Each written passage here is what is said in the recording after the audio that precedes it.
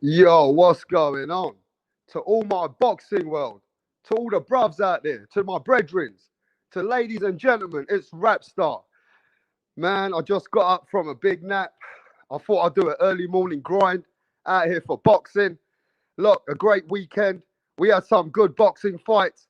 And I got a lot of messages today, bruv. I've got a lot of messages out here today. And a lot of people know that I ride and I rock with Conor Benn. People know that I've been pushing Conor, the destroyer Ben, from when I started this YTBC boxing. Conor Benn coming from my neck of the woods. I see a lot of people saying to me today, as I got up, yo, rap star, sorry, bruv, but Conor Benn ain't that guy. Conor Benn ain't that guy who's going to beat Virgil Ortiz. Conor Benn ain't that guy who's going to beat Jarrett Boot Ennis. Now, in the last couple of months, to all my brethrens out there, you all know this, that we've been supporting Conor Benn worldwide. Conor Benn has made noise after all these years, being in the shadow of his dad, the legend, the Dark Destroyer, Nigel Benn. Now, this is a son of a legend who put himself in position that people are talking about him now. They attaching his name to Virgil Ortiz, Jarrett Boot Ennis.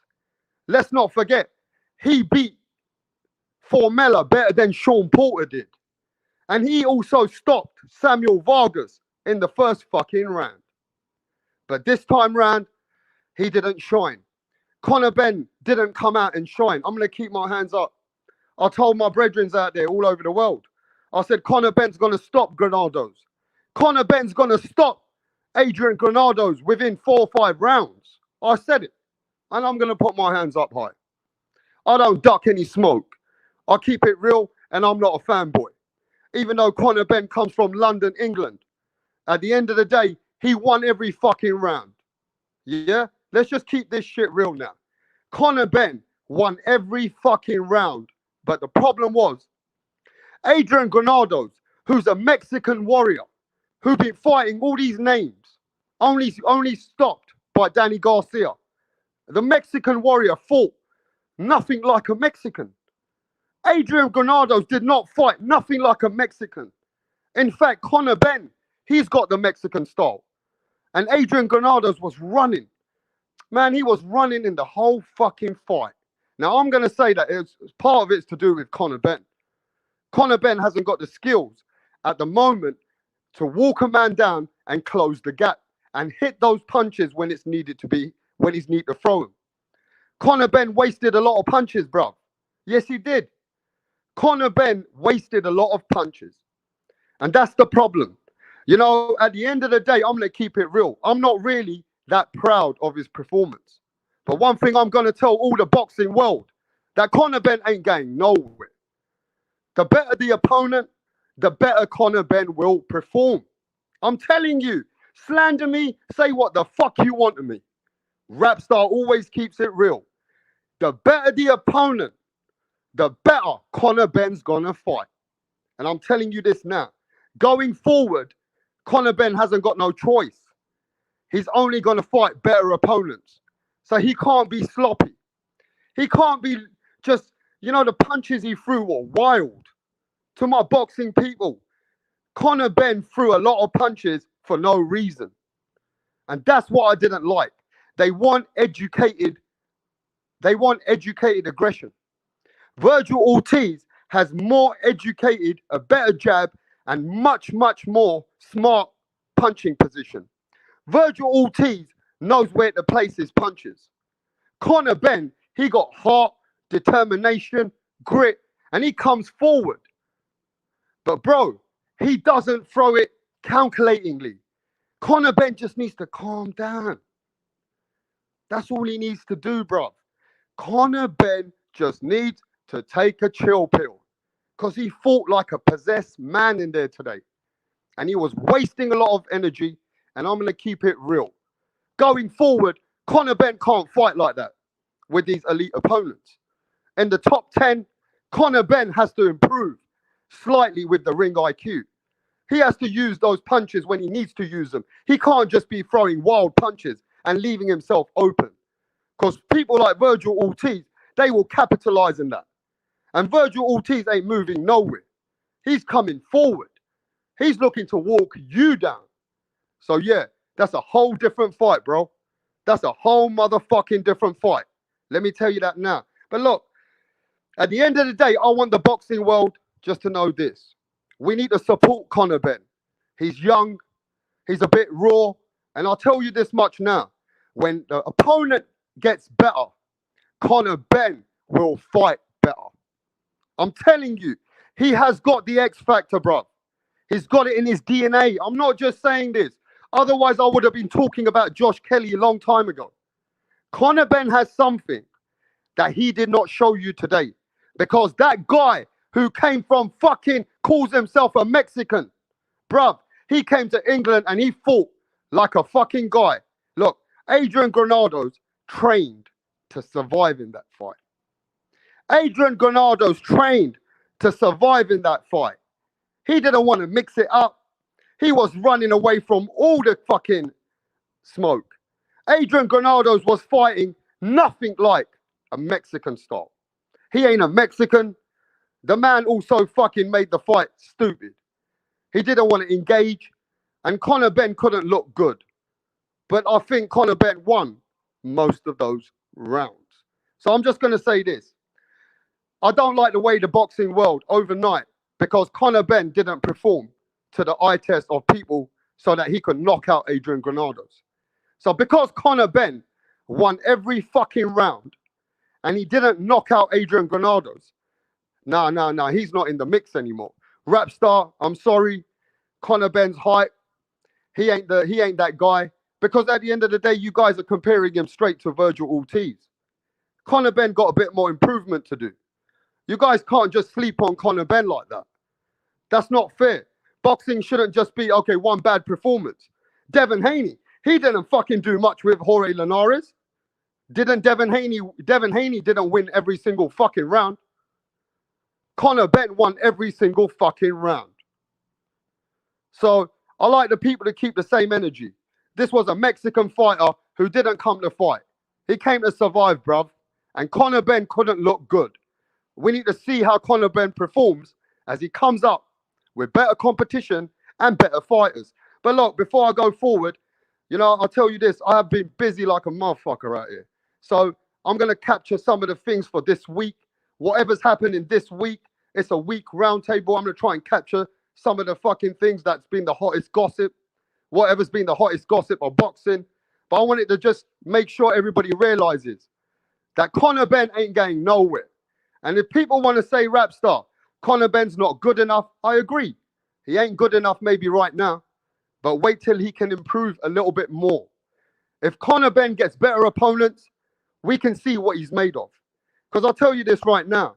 Virgil Ortiz, the only way he's beating Conor Benn, he's got to put him to sleep. I'm not saying he can't do it. I'm not saying that he can't stop Conor Benn, because Virgil Ortiz is another warrior. And Virgil Ortiz got better skills. Virgil Ortiz is a much better amateur fighter, and he's a more proven fighter. There's no lying in that, bruv. But Virgil Ortiz ain't just going to go through Conor Benn like a steamroller. I promise you that. I promise you that. I wouldn't be surprised if Virgil Ortiz doesn't go down in the floor. I wouldn't be surprised if Virgil Ortiz takes a count in that fight. Because in that fight, he's going to have to put Conor Benn to sleep. Conor Benn never knows how to lose. He's got a lot of ego. He's got his whole dad's, legendary status behind him. So you're going to have to put him to sleep. The man's got raw talent. And to be honest with you, Virgil Ortiz is that kind of guy who could stop Conor Benn. I ain't going to lie to you. He got the skills to stop Conor Benn. And that's the way he will beat Conor Benn. But look, before I go forward, I want to see who's in the building, bro. Give me a sec. Yo, we got Johnny Blaze in the building. And I saw Ignorant Boxing in the house. Yeah, Ignorant Boxing said, Rapstar, I'm sorry. I don't think that Conor Benn is in the same level as Virgil Ortiz and Jarrett Boot Ennis. This is what I heard from Ignorant Boxing. But anyway, respect to you, Ignorant Boxing. Dimitar. Shout out to Dimitar in the building, mate. We got Alb in the building. Transcended Sports Channel. The #1 Manny Pacquiao. The #1 Manny Pacquiao fan on the YouTube. YTBC. Everybody go subscribe to Transcended Sports. Where is our favorite host, Rapstar?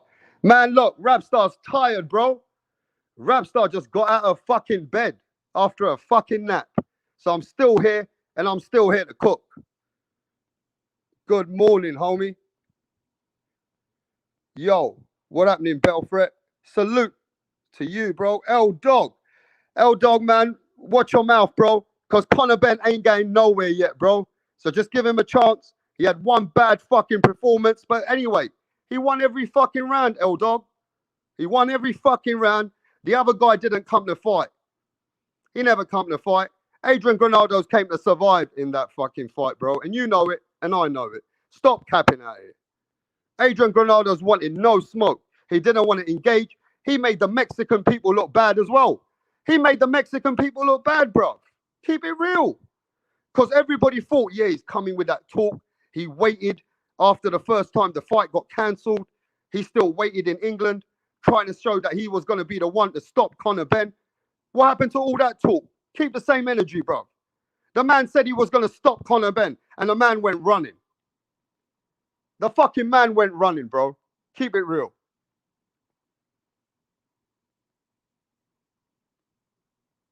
I gave Granados 1 round. Okay, Johnny Blaze. Hey, Granados fucking done nothing but run around. You know what I'm saying? All he did was try and survive in that fight. That's all he wanted to do, bro. Nothing else. And to be fair with you, Conor Benn never looked good because a man's in there to survive. And if you know anything about boxing, when a man's in there just to survive, sometimes you can't just look that great against this guy. Because this guy, all he's doing is just being in there for a paycheck. So you got to remember this. Adrian Granados let himself down, as far as I'm concerned. HLD, what's happening, my brother? How you feeling, bro? Punch Drunk Boxing in the building. Punch Drunk says, Rapstar, Ben.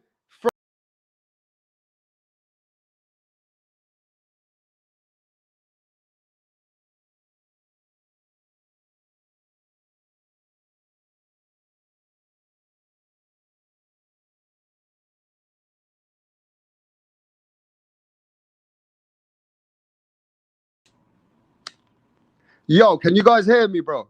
Because I just got disconnected. I don't know what's going on with my audio out here, but tell me if you guys can hear me clear there. Anyway, let's see where we were.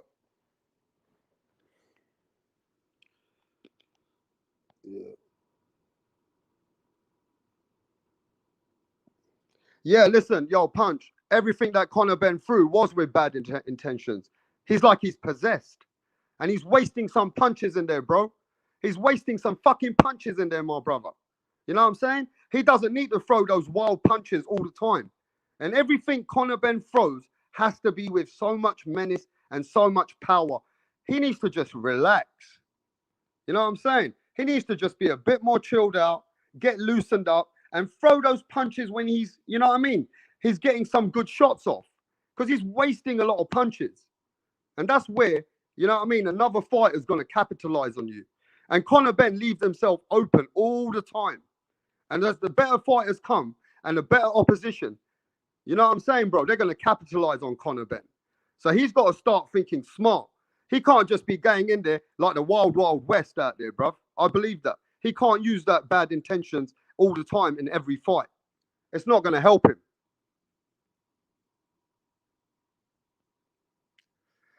Yo, Johnny Blake says Conor Benn is Mexican. Yo, listen, his mum's from Spain, bro. So Conor Benn bringing that Mexican style, Johnny Blaze. What happened to Adrian Granados? What the fuck happened to Adrian Granados, my bro? Come on. Let's keep it real.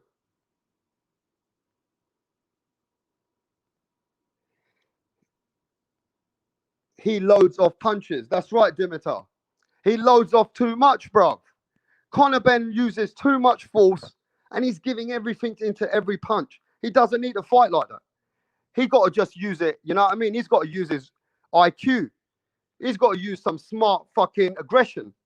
He can't just be throwing punches left, right, and center and throwing everything in the fucking gas tank, because that's not how he's going to win any fights going forward. And I agree with that. Conor Benn needs to start being a bit more calculated. I'm not happy with the way that he's just started throwing everything and anything.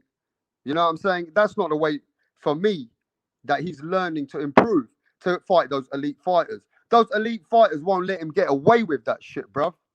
And that's another problem.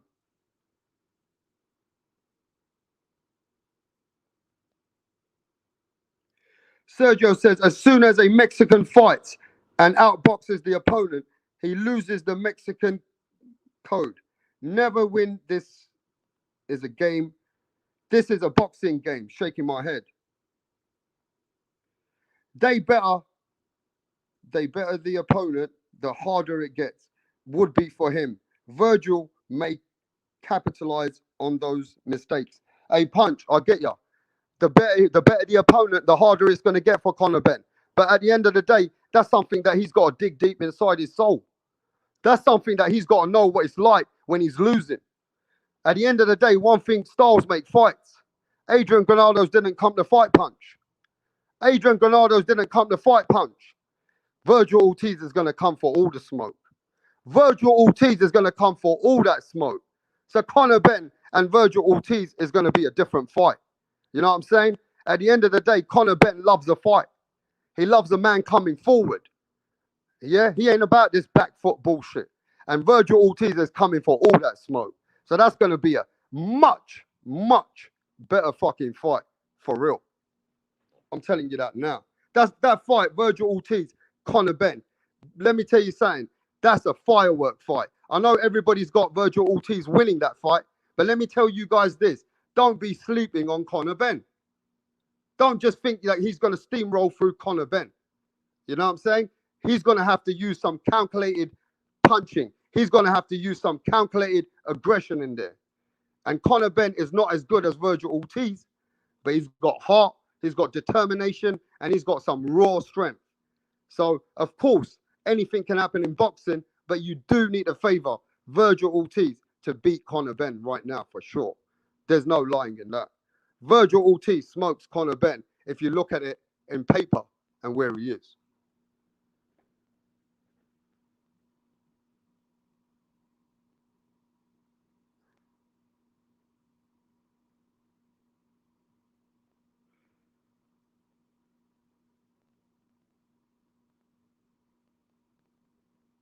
Yo, give me a sec.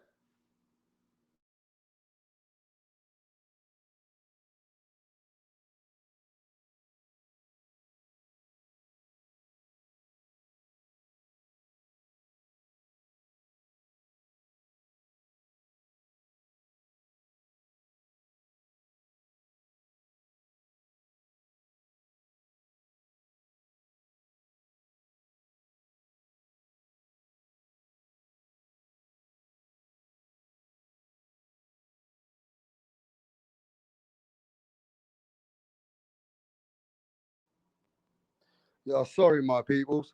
But look, this is what happened in the main event, though. I'm moving on now, bro. The main event, the main fucking event, everybody was hyped up for the rematch. Josh Warrington, Lara. This was going to be a fight, and Josh Warrington came prepared this time. It wasn't a loss. I mean, I'm not saying he didn't come prepared, but he didn't know what to expect. He didn't make excuses, and he wanted the rematch. Lara came. This is a true Mexican fighter.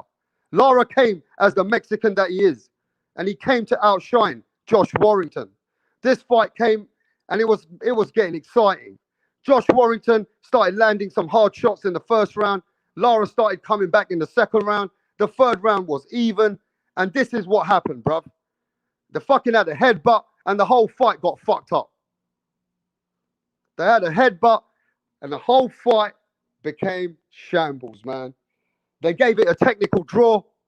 Lara and fucking Warrington, the main event, man, it just was a bummer. The whole fucking thing ended up a bummer. You know, people wanted Conor Benn knocking out Adrian Granados. You know what I mean? We were hyped up for that. That didn't happen. But, you know, at the end of the day, the Josh Warrington Lara fight ended up with an injury. The injury was bad. It was right near the eye. So what the fuck do you want the man to do? But this is boxing, bro. At the end of the day, you don't know what the fuck's gonna happen in the fight, and it was just getting really, really good. The fourth round, it was heating up, bro. This was gonna be a good fucking fight, and we lost out over a fucking headbutt. So it is what it is, man. You know what I mean? This is the weekend of boxing. Sometimes you just don't know what's gonna happen in a fight. Everybody was hyped up in England. There were 20,000 fans over there waiting for this fight. And when this happened and the fight got waved off and it was a technical draw after all this time, after the COVID, after all the pandemic, where all the fans were out in England, and this is what happens. Ladies and gentlemen, boy, did that piss me off. At the end of the day, I wanted to watch this fight, bro. But it is what it is. But look, the main thing is, will they have another fucking, it'll be a trilogy now. You know what I'm saying? I think Josh Warrington, Lara, they're going to have to run it back again. And this is another fight that we missed out on, and we'll have to wait again. So look, maybe there's one good thing out of it.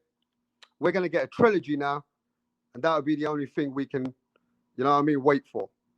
But look, at the end of the day, just like Jonathan says, Warrington went in dirty. Look, you can say he went in dirty, bro, but at the end of the day, that's his head on the line as well. Jonathan, if Warrington went in dirty, bruv, that's his head on the line as well. You know what I'm saying? He didn't, I don't think it was intentional. You know what I mean? He was going for Lara in the first round. In the second round, Warrington was there. Listen, this was a different Warrington, bruv. It just was unfortunate that this happened, bruv.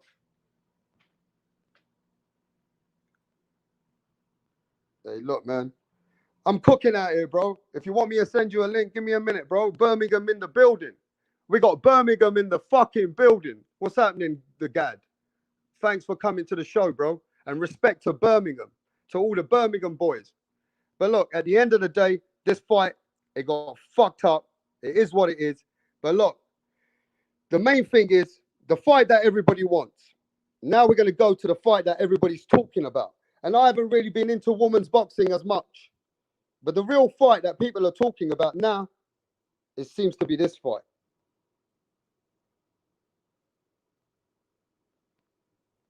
The real fight everybody wants in women's boxing, and if they want to make women's boxing into the foundation that they're looking for, and they want to make fucking noise, then Katie Taylor, Amanda Serrano needs to happen. Katie Taylor was too dominant for this opponent. At the end of the day, this is the fight that women's boxing needs. Now, I'm not a big fan about women's boxing, but what I do know, and it's clear to see, that Amanda Serrano is the lady out there in America.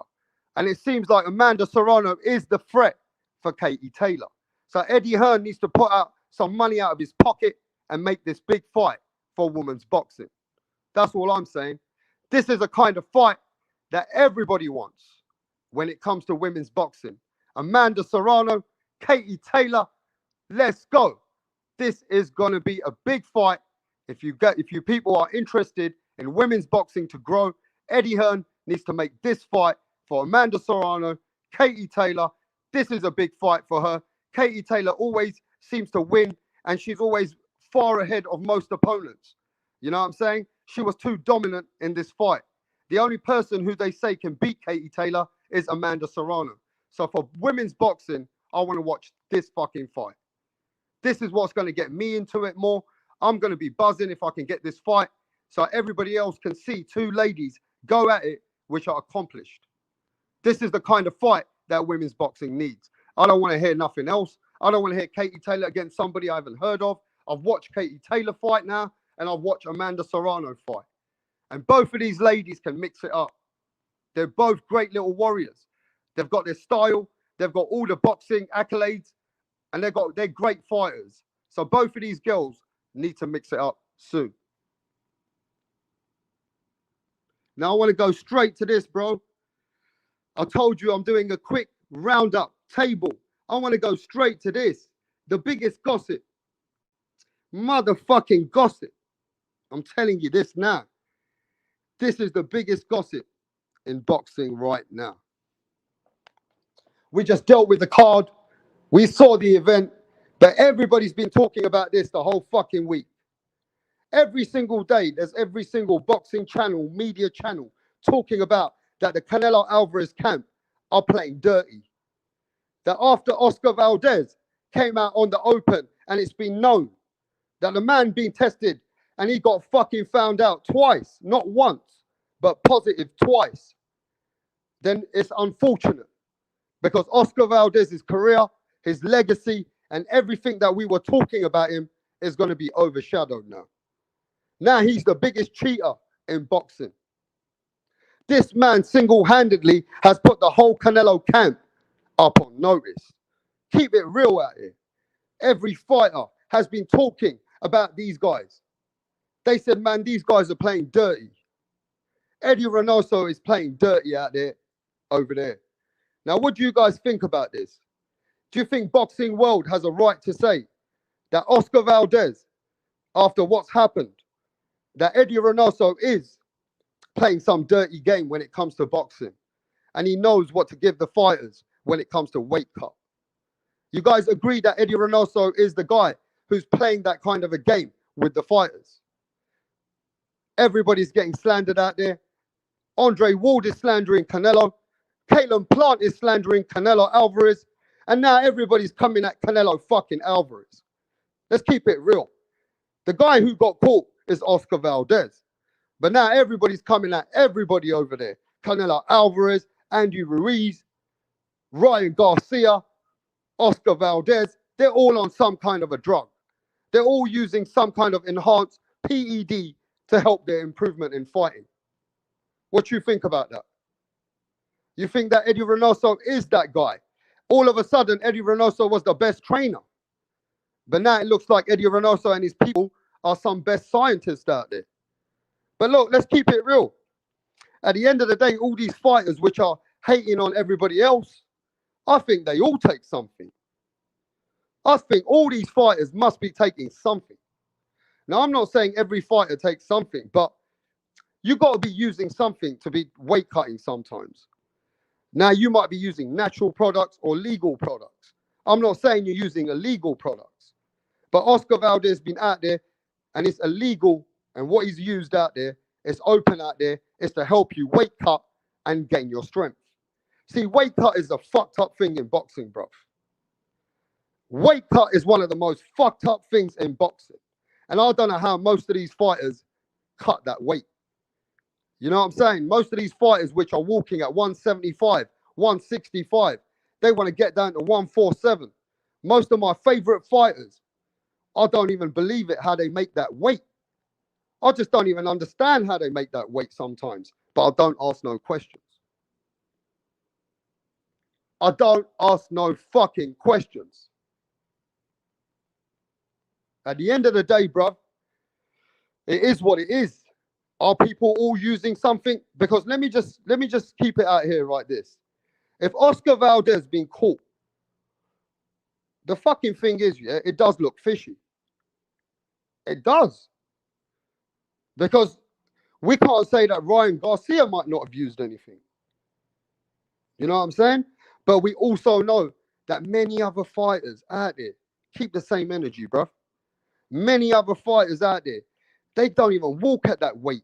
They're trying to fight 20% below their weight. So, of course, you know, weight cutting is not no joke. Rest in peace to Patrick Day. Rest in peace to all those boxers which have been weight cutting so much that they've got a lack of oxygen in the brain when it comes to fighting in the ring. Keep the shit real.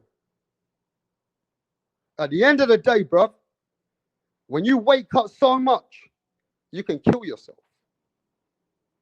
That's another thing that you need to know. When you weight cut so much, you can end up killing yourself.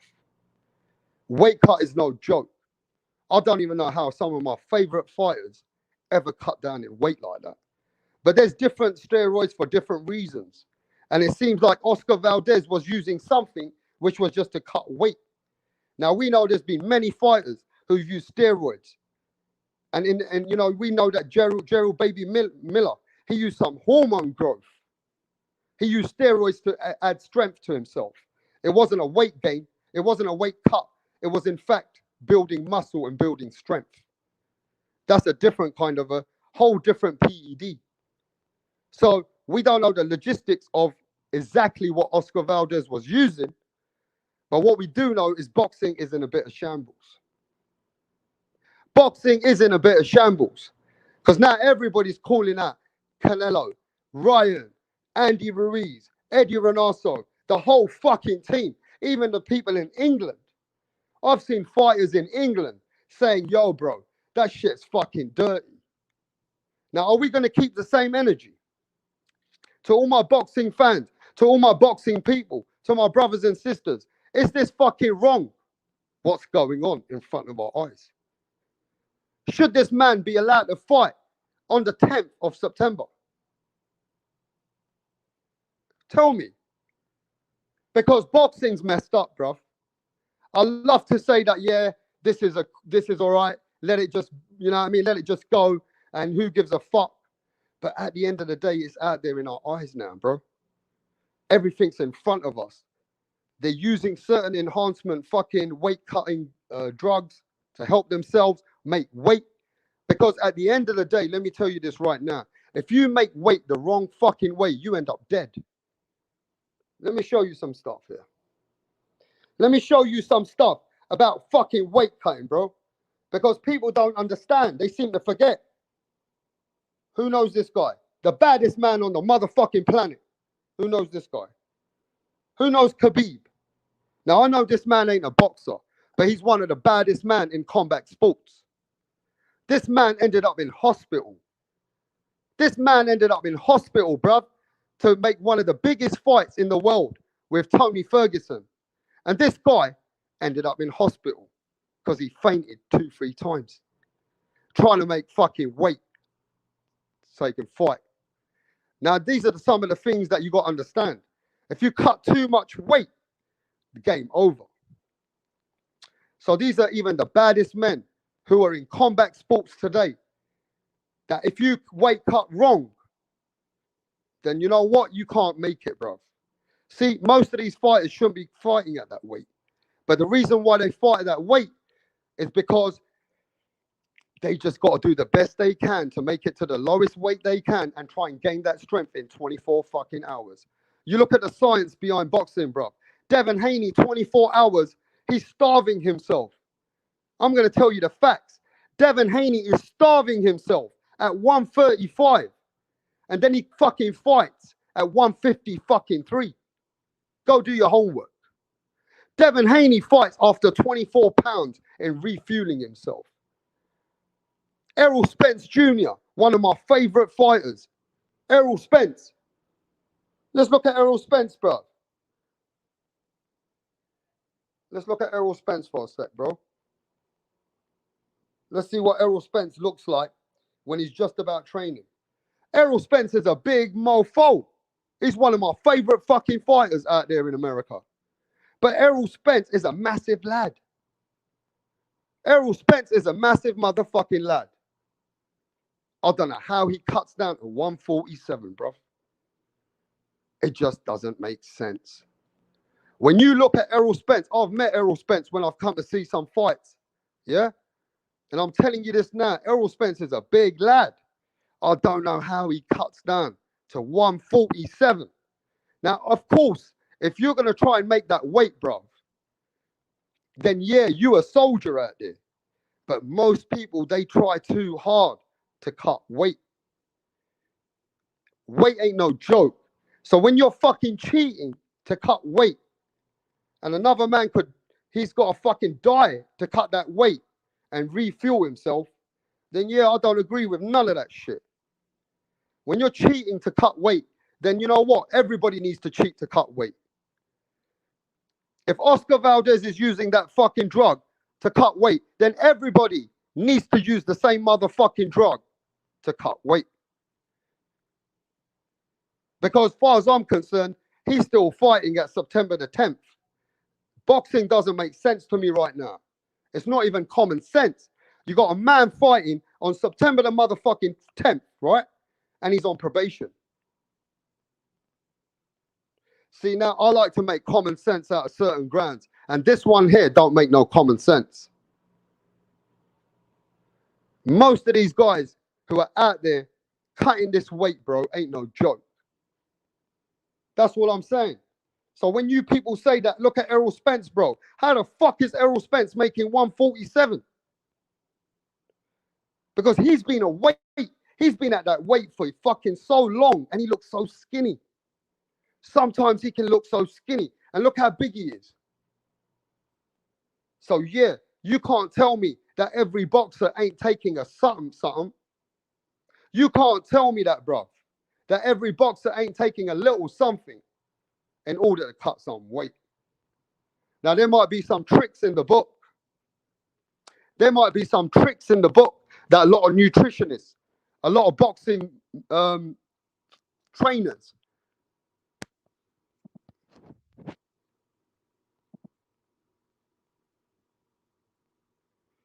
yeah. So a lot of boxing trainers, they got tricks in how to cut weight for their fighter. So like I said, at the end of the day, cutting weight ain't no joke. It's a life-threatening fucking situation if you ain't cutting weight the right way. And that's just facts. Give me a sec.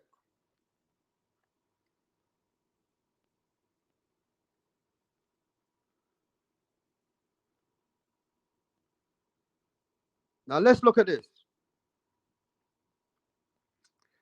How the fuck, right? Andy Ruiz. Let's look at Andy Ruiz. When he went in camp with Eddie Reynoso, right?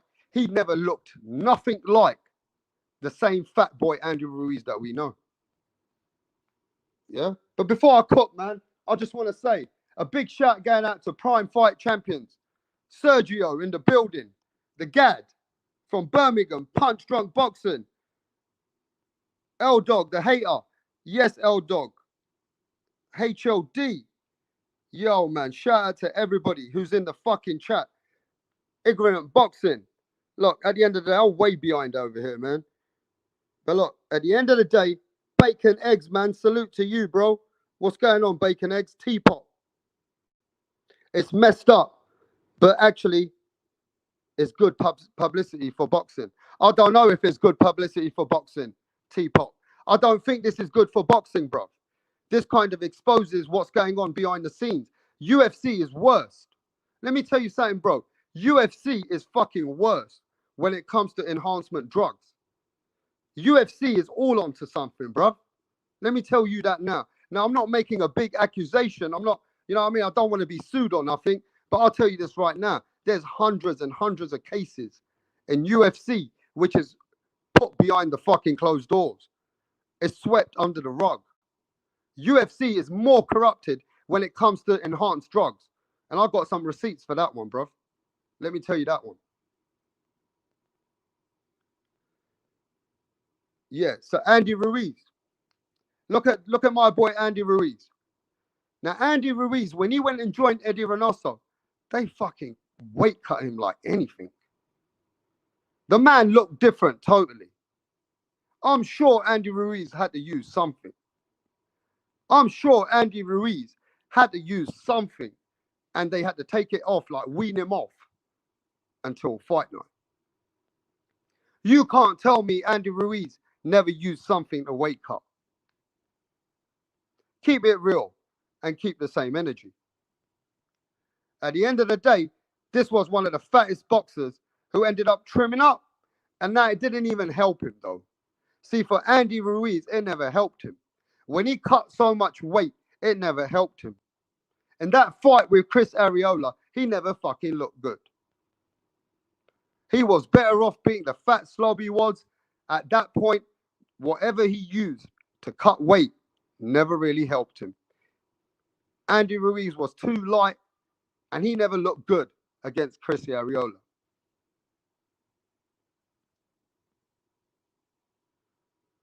So is it true that when a guy like Oscar Valdez, and there has been certain things coming out that camp, we know that what Canelo Alvarez took in today's boxing, that's totally legal. We also know that the science that they told us about Canelo Alvarez was a micromilligram. That he took something which is in the meat of Mexico. And it happens to a lot of people when they eat those kind of foods in Mexico. But they said that the scientists said that whatever Canelo Alvarez took would never helped him in performance in the fight. So should Canelo Alvarez be getting slandered and being the one who everybody's pointing their fingers at now, saying that Canelo Alvarez is a cheater no matter what, because of Oscar Valdez actually did take something which would have possibly helped him in the ring? Is that a fair comment? Because Eddie Reynoso has had a couple of fighters who've had taken something. So now you've got to say that all that camp is on something. Because as far as I checked, that's not right. Now, I am going to say what Oscar Valdez, he should be suspended like right now, or he should not be fighting this fight. But at the same time, the opponent wants to fight. The opponent who's fighting Oscar Valdez and his management and his camp, they're not pulling out the fight. You know what I'm saying? Sanctioning bodies going ahead and sanctioning the fight. But we got to remember this. It's a business at the end of the day. So business is still carrying on like usual. Now, is that fair? Is that right? Is that fucking right for boxing?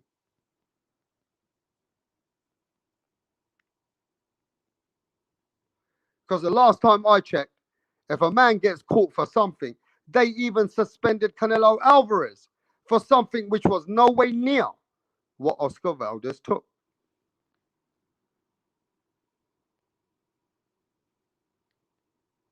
So you tell me, in the way that Oscar Valdez's situation is being handled, is that good for boxing? Is boxing a gangster's paradise? Boxing seems like a gangster's paradise. Ain't nobody can tell nobody nothing.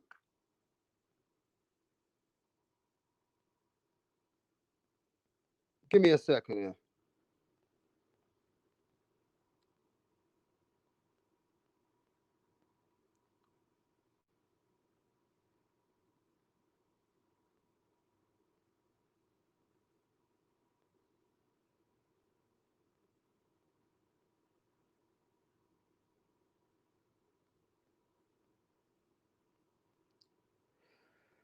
Now, I know people wouldn't understand who these people are, but when I went in earlier on just to check what the weight cut's doing to people and how weight cut, if you use the wrong products and you don't train hard enough and you rely on the fucking enhancement and you still don't train enough, it can go wrong against you.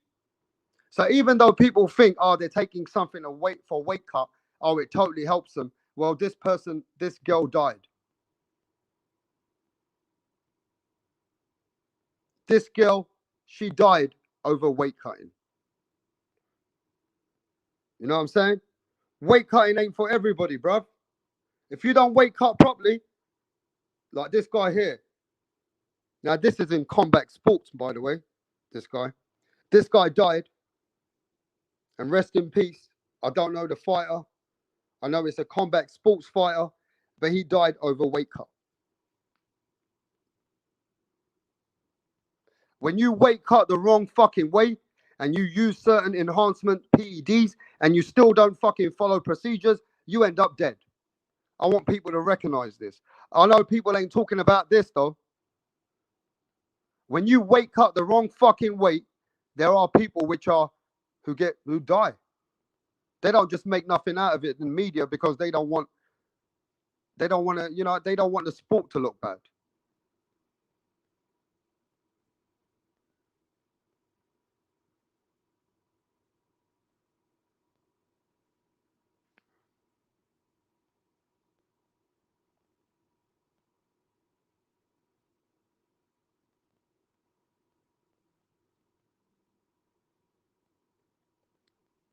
Yo, give me a sec. Sorry, guys.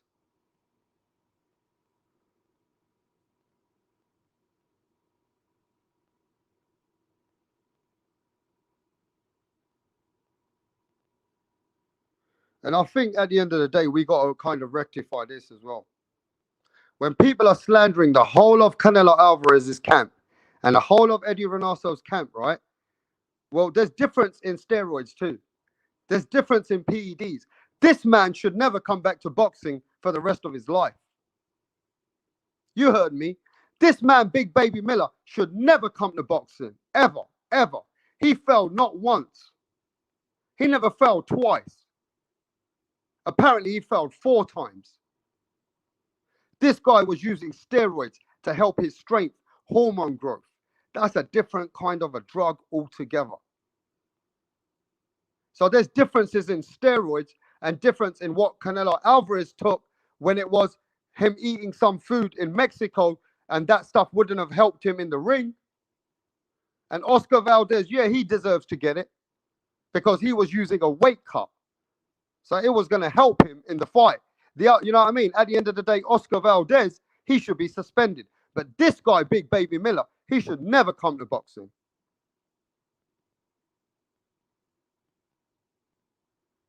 This guy did shit in boxing, bro, that would have murdered somebody. You know what I'm saying? This was a proper cheat. And he cheated not once, twice, but 3 fucking times. And they're going to let this guy fight as well. Come on, let's call everybody out. Let's call everybody out. You know what I'm saying? You want to go with cheating? Let's call everybody out. Let's not forget anybody out here, bro. Let me get somebody out here for you. Let's call them all out. And some of these are my favorite fighters.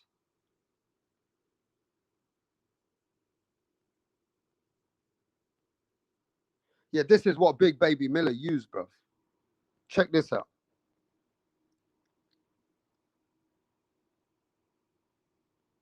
And that's why he got banned. And he got fucking, that's why Andy Ruiz had to step in. Because he thought fucking, he got done for high EPO, which I don't even know what it is. But when I read it up, it was hormone growth. He was taking steroids with hormone growth. Check this guy out, Big Baby Miller. That's a proper drug cheat, isn't it?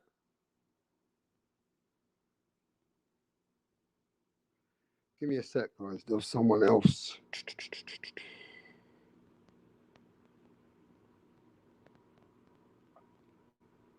But we still gonna watch Big Baby Miller when he comes back in the fucking ring. We're still gonna watch his fights because boxing fans don't really give a fuck. When Shane Mosley fought Oscar De La Hoya, bro, check this out. One of my favorite fucking fighters.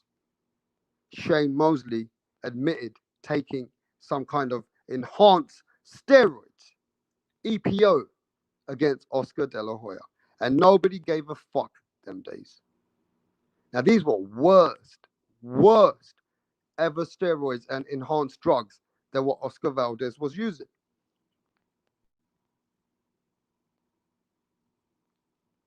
Shane Mosley was one of my favorite ever fighters.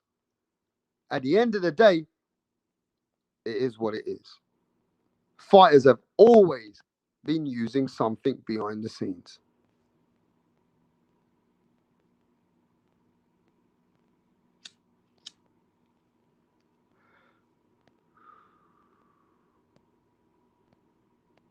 That's right, Dimitar. Khabib from the UFC nearly ended up dead for weight cutting, bro. All over fucking weight cutting. People use different kind of steroids or whatever they're using, it's going to fuck them up.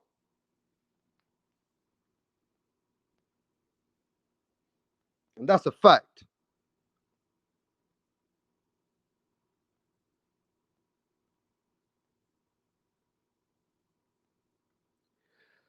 Alb says Khabib was a weight bully. Alb says Khabib is a weight bully. He was too scared to move up, and that's why he nearly killed himself to make the weight. Hey, that's one of the best ever fighters ever coming out the UFC. But the man had to cut his weight. He had to cut his weight to the most he could. You know what I mean? He's walking at 180, and the man's trying to cut down to 155. So as you know, If you don't cut weight right, or you don't use the right enhancement drugs, you ain't making that fucking weight. You just ain't making that fucking weight, bruv. Most of these fighters have all been using something, but most of the things are under the radar. Most of the things that you use under the radar. And there's also ways to get away with the test. And I believe if Oscar Valdez is using some kind of PED to fucking weight cut, then everybody should be allowed to use that to help them weight cut them. If you're not going to suspend, you know what I mean, Oscar Valdez, so why should other fighters not use something then? Keep the same fucking energy, bruv. That's one thing I want to know about boxing. If Oscar Valdez is not getting suspended and he's fighting on September the 10th, I don't want to hear shit about any other boxer using the same shit. You can't make it one rule for one and another rule for others. You know what I'm saying? At the end of the day, let's keep the shit real. Let's keep the same energy. That Sugar Shane Mosley, he got done for steroids, but everybody still watched his fights. Everybody still watched every single fight that Sugar Shane Mosley had after that. Tell me as fans that you give a fuck. Because you never gave a fuck before.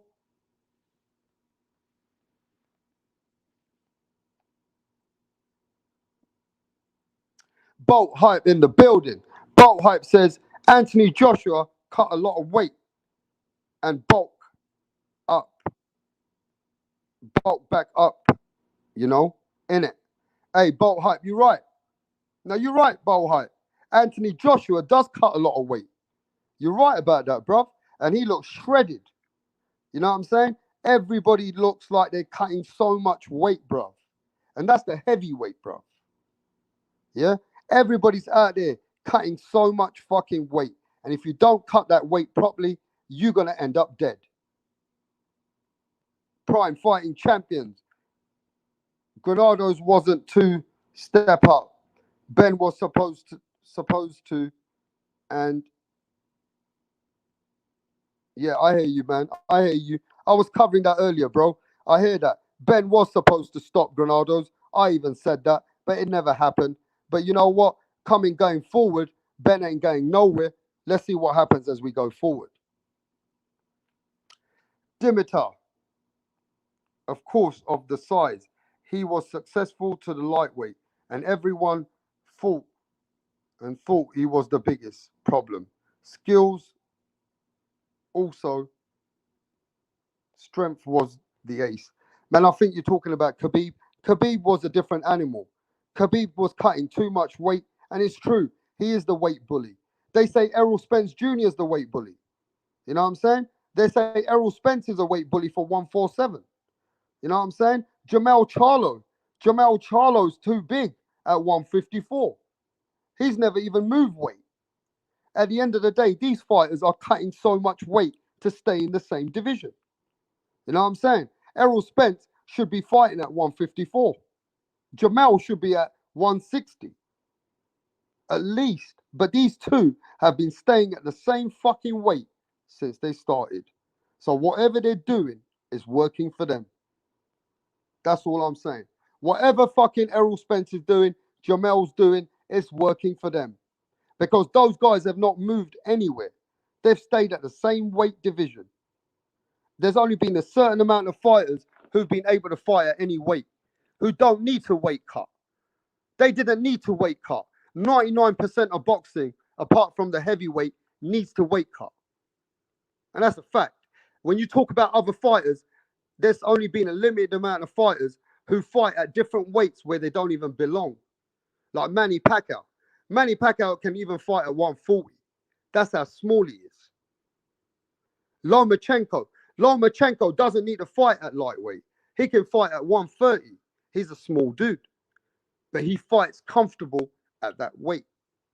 Floyd Money Mayweather used to walk at that weight. So fighters like that don't need a weight cut, bruv. But there's fighters which are big and they're draining themselves to stay in that weight. And there's different fighters for different body frames. And that's just the way it is. Bacon, eggs. What's happening, bro?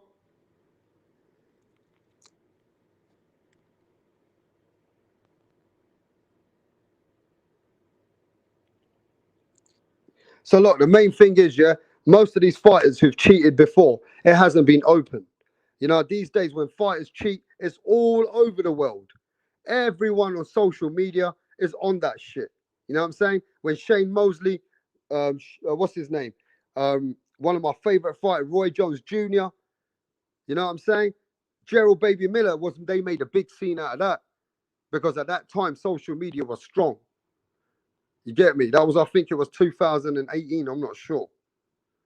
But yeah, of course, nowadays, when Valdez now is getting caught for doing some banned substance, now the whole camp is on something.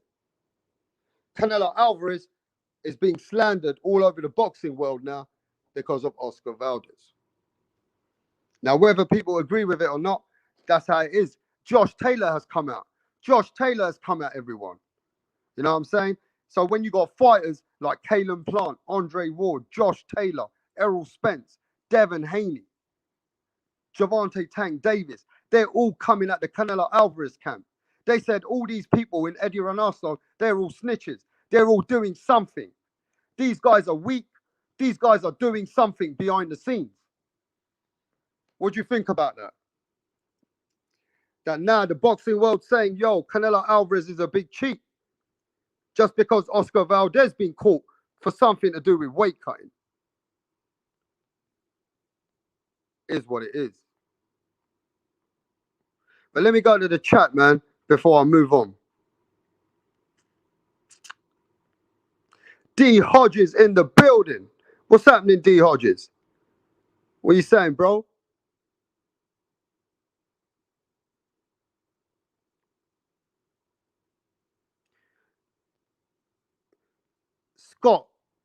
Scott Cardona says, if I was Andy Ruiz, I would leave Eddie Reynoso now, so I don't need to be slandered anymore. Hey, look, man, at the end of the day, it is what it is. Boxing world is looking at Eddie Reynoso and all those people in that camp a bit fishy now. Boxers are coming out and they're slandering all these guys. And they're slandering Eddie Reynoso's camp. At the end of the day, it is what it is. But Canelo Alvarez is the number one pound for pound guy. Canelo Alvarez has got the achievements. You know what I'm saying? He's a 4-weight world champion. Doesn't matter what anybody thinks. He's got the skills. He trains like a fucking animal. But now the boxing world is slandering everyone. You know what I'm saying? At the end of the day, nobody's going to look at Oscar Valdez the same. Oscar Valdez's legacy is going to be shambles because of this whole fucking controversy about the steroids, the PEDs, Canelo Alvarez using something back in the day. You know, people don't look at the science of it. People are not going to think, oh, whatever Canelo Alvarez did was something in the food in Mexico. They're not going to think like that. They're going to look at it and all the casual fans are just going to say, oh, Canelo Alvarez cheated as well. You get me? Canelo Alvarez cheated as well. And that's how it's going to look. You know what I'm saying? Now, Oscar Valdez, he's put everybody on fire. And the worst thing is, he's still fighting in September the 10th. Ooh, ladies and gentlemen, I don't know how to agree with that one. I don't know how to agree with that one. You know, I'm going to keep the same energy out here. I love my boxing people around the world.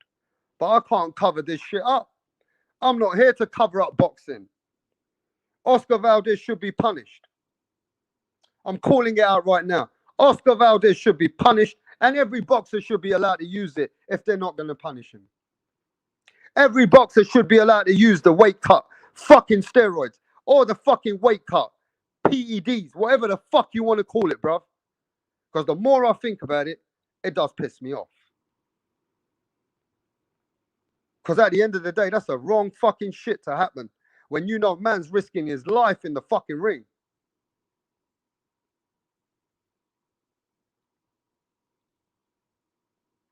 And you know, funny thing is though, if you really want to go to the facts of this shit,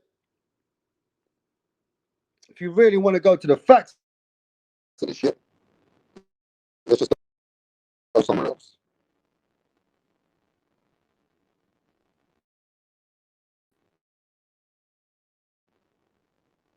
me a second.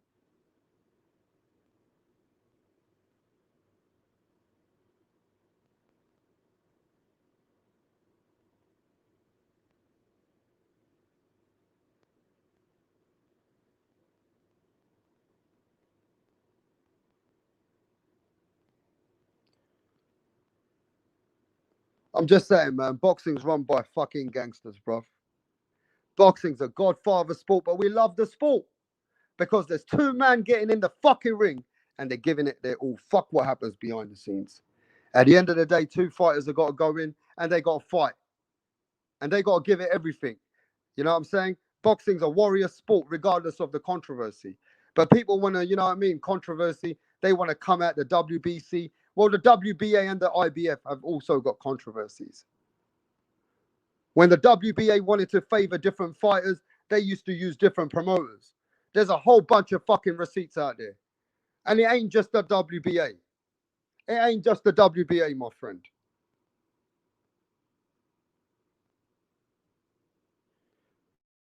The best sanctioning that you hear about these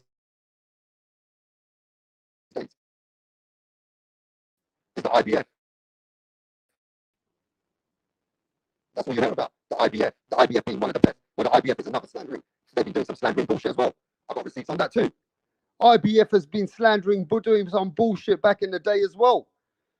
They used to take fucking bribes to put their fighters in position. So let's just keep the shit real. Keep the same energy all across the board. Boxing is a gangster's paradise. Fans just love watching the fights. Are you going to watch Oscar Valdez? Or are you going to forget about the fight?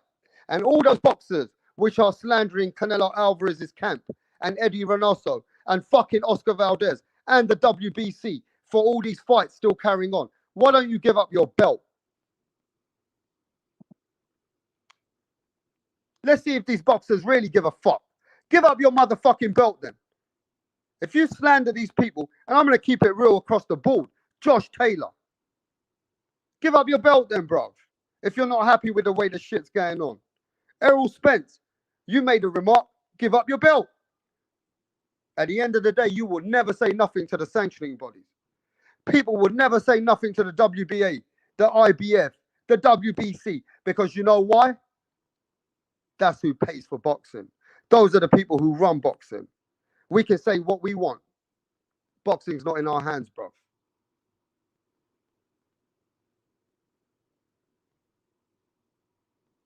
As far as I'm concerned, boxing's always had some controversy. Boxing's always had some kind of slandering bullshit. Behind the scenes, there's always been bullshit going on in boxing. So now people can fight regardless, even if you take steroids. Even if you take a PED. Now forget that. Let's not compare the both. If you take a PED, which is helping you to weight cut, it doesn't matter. You can still fight. So that's the new rule, bro. So every boxer shouldn't give a fuck because Oscar Valdez is only on a probation, bro. He ain't getting suspended. He's still allowed to keep his title and he's still allowed to fight. So let's keep the same energy for all the boxers. If any other boxer gets caught, I don't want to hear it. If you get caught for the same thing as Oscar Valdez, I don't want to hear it. Because it can't be one rule for one and another rule for another.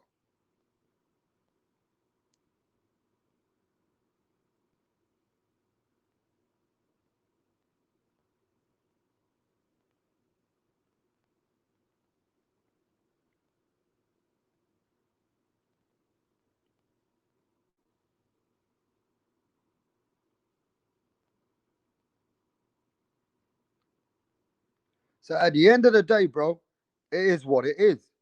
Boxing is what it is in front of our eyes. If this man has took something to weight cut and another boxer takes it, I'm telling you this right now. If I see another boxer taking this shit and he gets punished, we need to fucking boycott the fight. We as boxing fans, we don't do none of that shit. We don't give a fuck. Let's keep it real. But really, this shit is fucking serious. Because this is a new movement. When the sanctioning body ain't doing nothing about this fighter, Nobody should be making a scene if another fighter uses the same fucking drugs. That's what I got to say.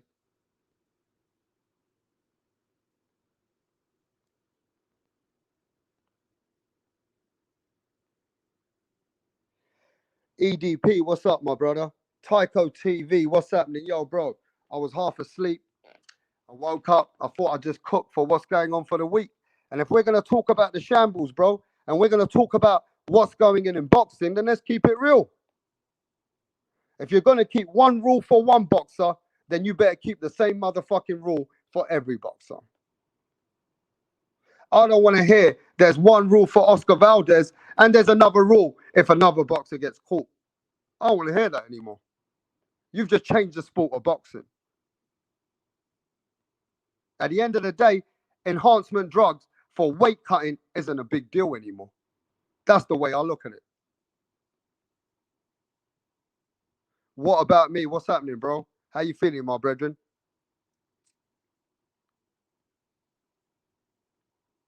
Scott says, right, the fighters pay VADA to be able to use PEDs. If VADA charges too much, then they pop dirty. Hey, man, look at that.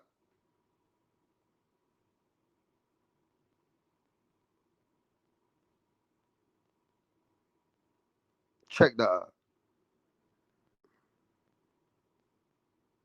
I also believe, now this is what I believe different nutritionists for fighters. Fighters which have different nutritionists, which know the tricks in the business of boxing. They know what to give you. Let's not forget what Alex Orizio, what's his name? Alex Orizio, the one who trained Manny Pacquiao, the one who trained Amir Khan, the one who trained a whole bunch of fighters until he was getting done behind the scenes because he got caught for giving shit to fighters. Yeah? So there's a whole bunch of nutritionists out there in the sport of boxing, in every combat sport, who know what to give you and when to give it to you. Keep the shit real. If you're not a good nutritionist, or you don't even know your job, if you don't know what to give your fighter, you know what I'm saying? You got to know what to give your fighter and when to give it to your fighter. There's been thousands of fighters which have took something. They're not going to come out openly and say they took it. Even the fighters which are coming at Eddie Reynoso's camp today, they probably took something, but they don't want it. They will never admit it. That's a good way of showing that you've never took nothing. As far as I'm concerned, if you're good at your business, you know what to fucking give your fighters. That's what I reckon.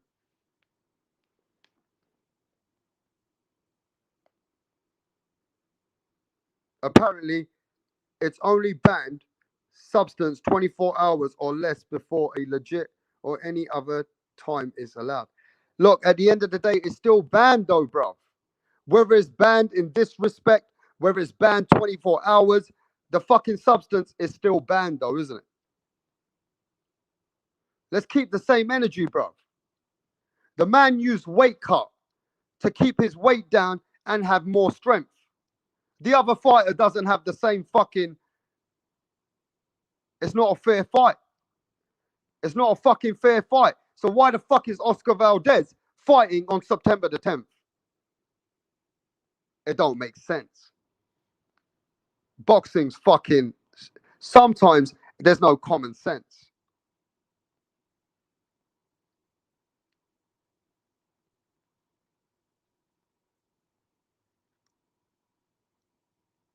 Yeah, hey, Scott Cardona says, I think superstars in boxing, like Tank Davis, he's talking about superstars now. Tank, Errol, Crawford. Let's talk about the stars then, bruv. Yeah, Anthony Joshua, Fury, Wilder, Canelo Alvarez, Manny Pacquiao. These are the fucking stars of boxing, right? So Scott reckons that when you are such a level of a fighter, that you can pay your way. You can pay your way to using what you want or using something. If you got so much money, money talks and bullshit walks. You guys believe that? You guys believe that when you got so much fucking money, right, that you can just pay your way, mate? It doesn't matter. You should be able to give the right person the right, you know what it takes. You should be able to pay your way to get through every test that you need to. Maybe Oscar Valdez's team didn't pay the right money this time. Who knows? What do we fucking know? We don't know what to believe anymore. But I will say this, I love boxing. It doesn't change one bit of me wanting to watch the fights because I know what it takes for a fighter to get in that ring anyway. But using something, I do not vouch for that. But it's not going to change me. It's not like I never saw all those fights when everybody else took something. It's not like I never watched Roy Jones Jr. It's not like I never watched Povetkin versus Dylan White when Povetkin popped dirty. I carried on watching every fight. Keep it real, keep it honest. It ain't going to matter to me.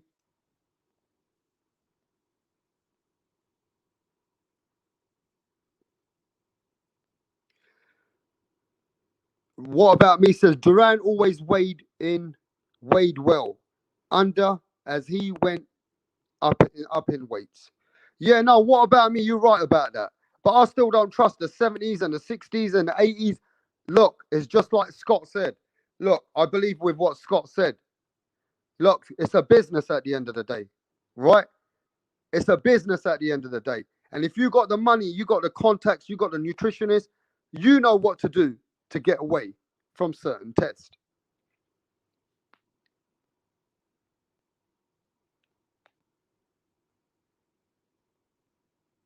Four of Reynoso fighters have tested dirty. That's too much of a consequence. That's right, Scott. Hey, that's right, bro. Four of Reynoso's fucking fighters have been caught or been tested, and they've been dirty, bro. What are you meant to think then? What are we meant to think then, bro? And that's true as well. You're right, bro. You're right. At the end of the day, it keeps repeating itself and it looks bad. Because at the end of the day, these are gifted fighters. One thing we know is Canelo Alvarez is a gifted fucking fighter. You know what I'm saying? You cannot take away Canelo Alvarez's achievements. You can't. But it is looking bad. Because the fighters in his camp are popping dirty. Keep the shit real out here. Keep the same energy. But I didn't know it was four. I only thought it was Canelo and Valdez. So, Scott, could you please tell us who the other two are? Because I only thought it was Canelo Alvarez and Oscar Valdez.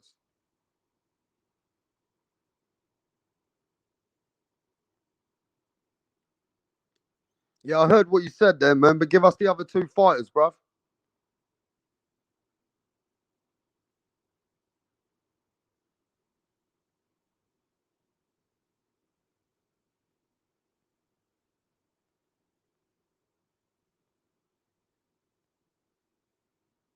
Okay, Yepes. So Yepes keeps it straight out here because I didn't know about no four fighters either, bruv. So there's two fighters. Where did the four fighters come from? You know what I'm saying? Let's not over slander the team. Let's not fucking over exaggerate now. Because we also know if we want to keep it real and we want to keep it to the facts, that whatever Canelo Alvarez used, it was scientifically known that what he used wouldn't have helped him in a performance in a fight. That whatever he got done with is totally legal in 2021. It has nothing to do with today's fucking boxing. So let's keep that real as well. That, you know, Canelo Alvarez doesn't deserve the slandering and all the blame because of Oscar Valdez. Because they're two different fucking things.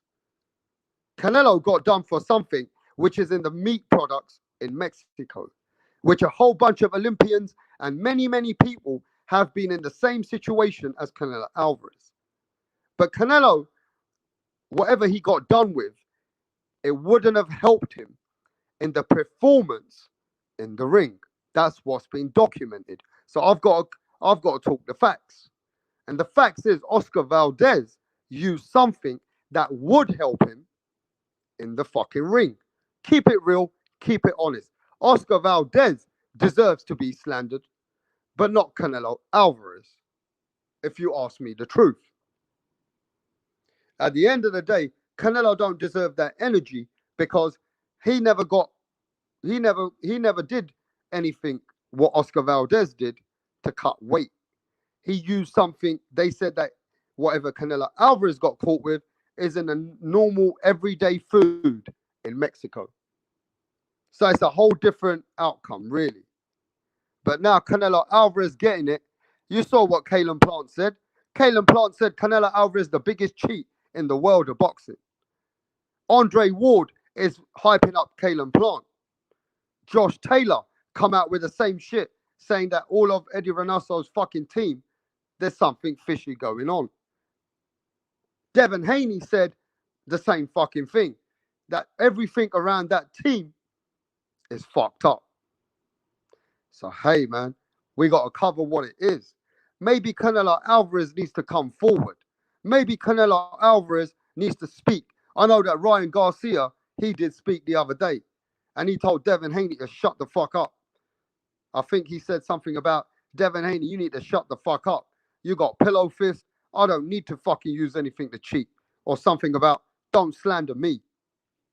I remember hearing something like that. Jose Lippert says Canelo beat the shit out of Gennady Golovkin.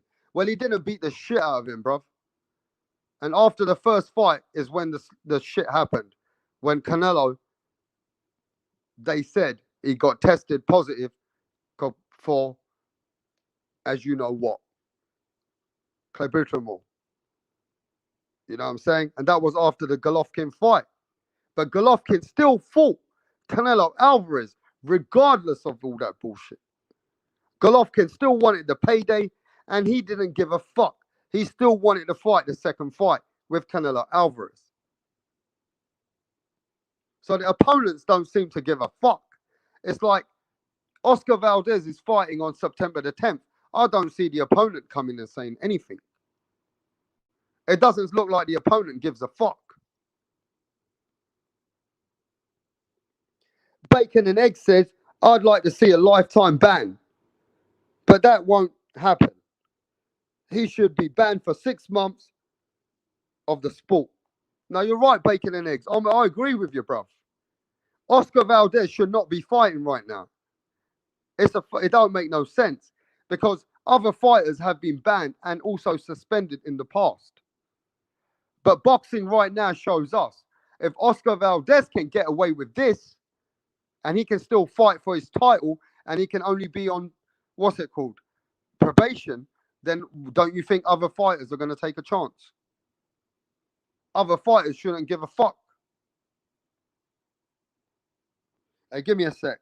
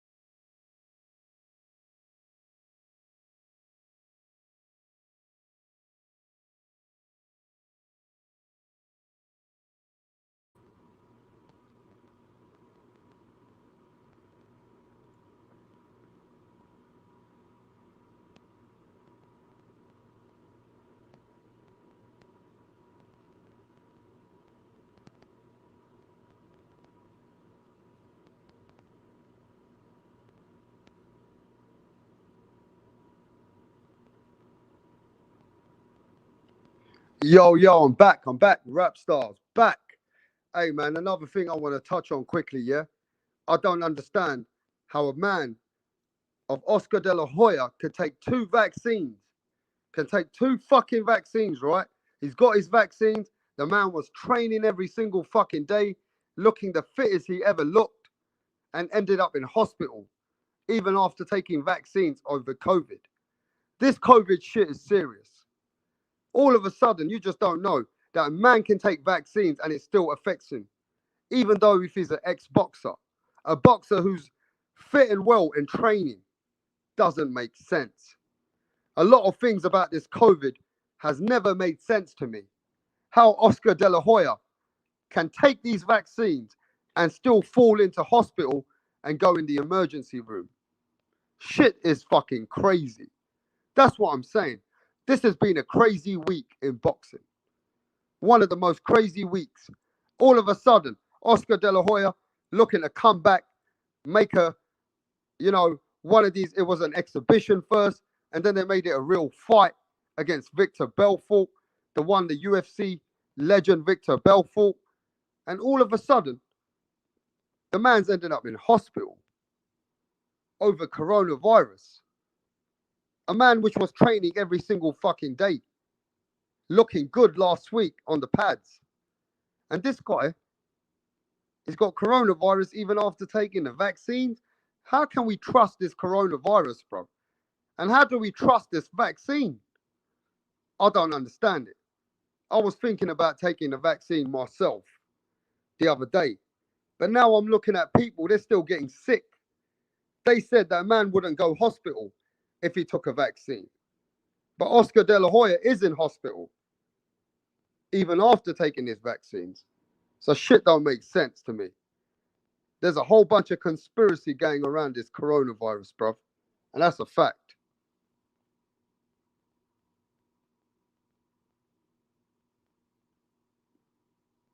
So it is what it is, man.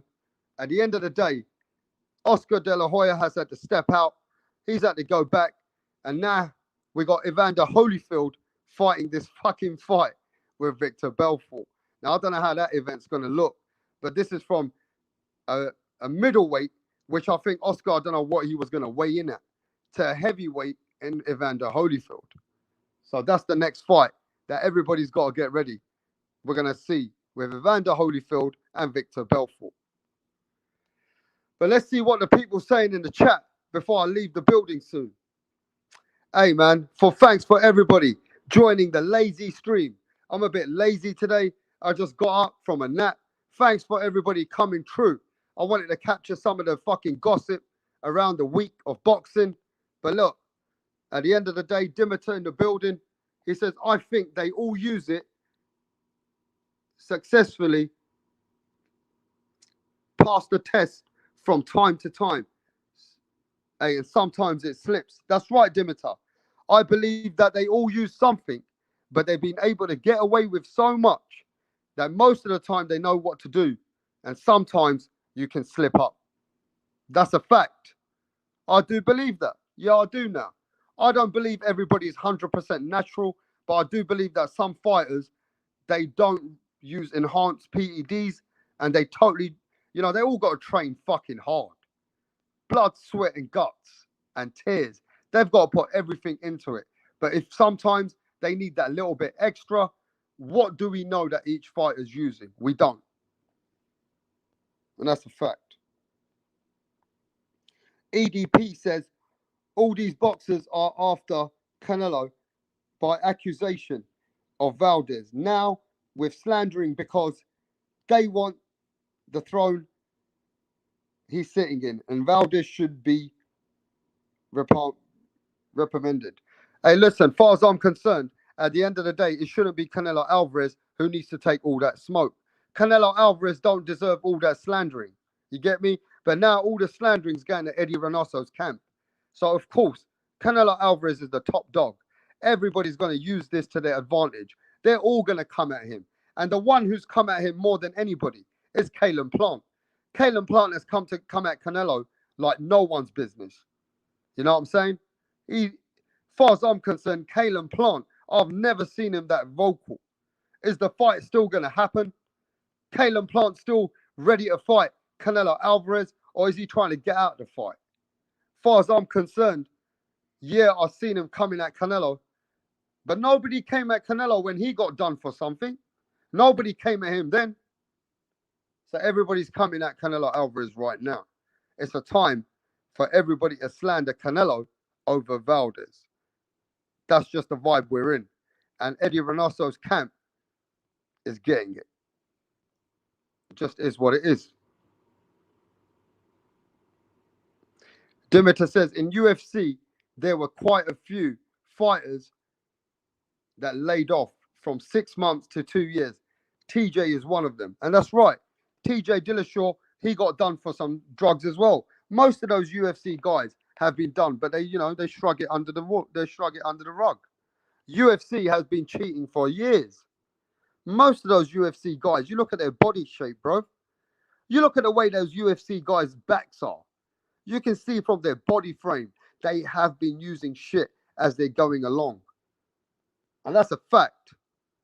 It looks that way. You know how many UFC stories are out there. Everything's on Google. Go and put it in there. UFC drug cheats.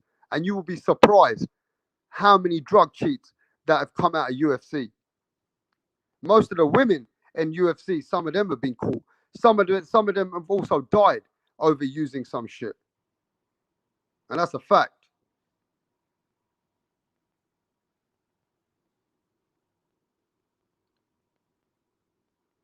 If one of them can use it, Demeter, you're right. If one of them can use some kind of enhanced drug that they're allowing him to use it, and they're only going to put him under probation, then you're right. Then other fighters should be allowed to use it. And that's a fact. If one of the fighters can use it, then the other fighters should be allowed to use it. And that's true. That's what they're setting themselves up for. Boxing is setting themselves up for, look, just make it legal then. If you're not going to punish Oscar Valdez for what he used, just make it fucking legal then, so other fighters can use it. That's how I see it.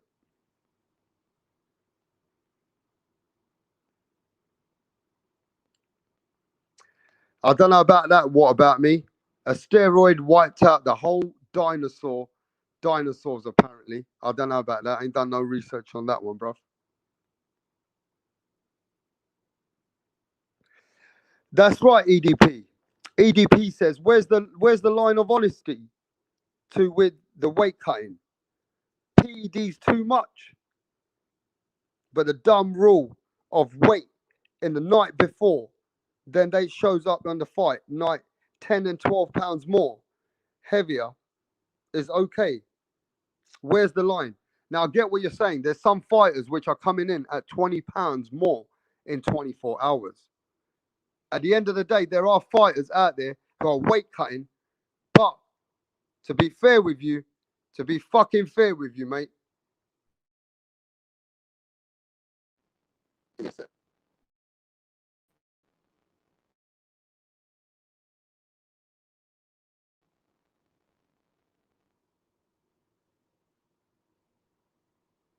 Yeah. So there's a lot of fighters out there which are weight cutting. You know what I'm saying? But let's not forget this. When they come in the next fucking day, they're about over 24 pounds, some of them. 22 pounds over the weight. So that next 24 hours is crucial. You know what I'm saying? They starve themselves to death. Some of these fighters, they starve themselves. They're nearly fainting in the changing room. There's so many fighters which have fainted in the changing room. You know, there's certain things about boxing that people don't realize. That how dangerous it is weight cutting. Weight cutting ain't no fucking joke. Yeah? As far as I'm concerned, I've read so many stories about weight cutting, and it can kill you if you don't do it the right way. And that's a fact. And that's a fucking fact, mate.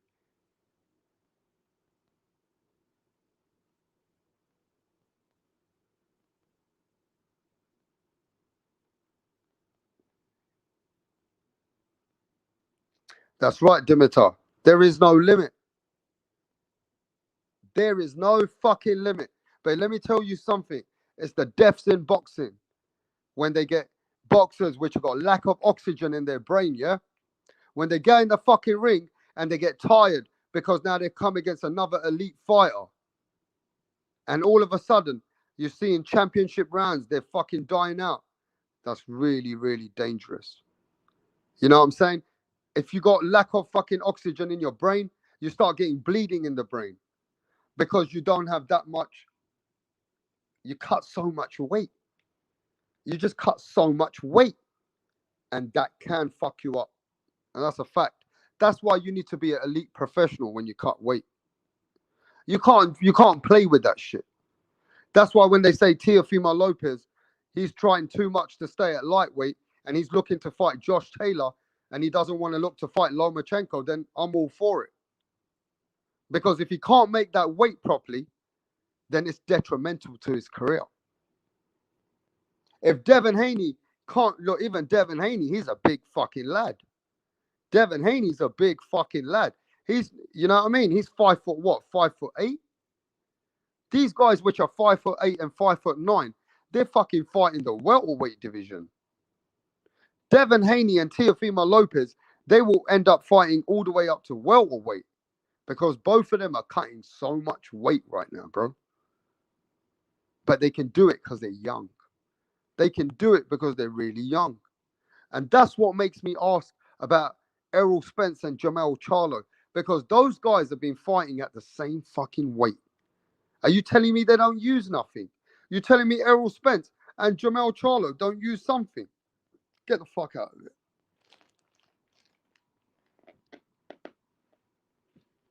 Get the fuck out of it, bro. When Errol Spence and Jamel Charlo haven't even moved from their weight, don't tell me they haven't took something. They've got to use something. A nutritionist is giving them something. Now, I'm not telling you that is illegal what they're using, because USADA and VADA, they give you a list of drugs that you are allowed to use. Now, it might not be as good as what you use, which are illegal drugs, but there's a list of products that VADA and USADA allow you to use as a boxer. As you know, every year, what was banned in 2020 is going to be legal in 2021.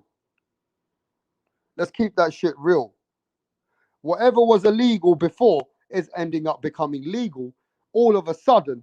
I don't know how those things become legal, but they must be paying VADA or USADA behind the scenes, or even UCAD. Let's talk about UCAD. Even UCAD is the same fucking thing.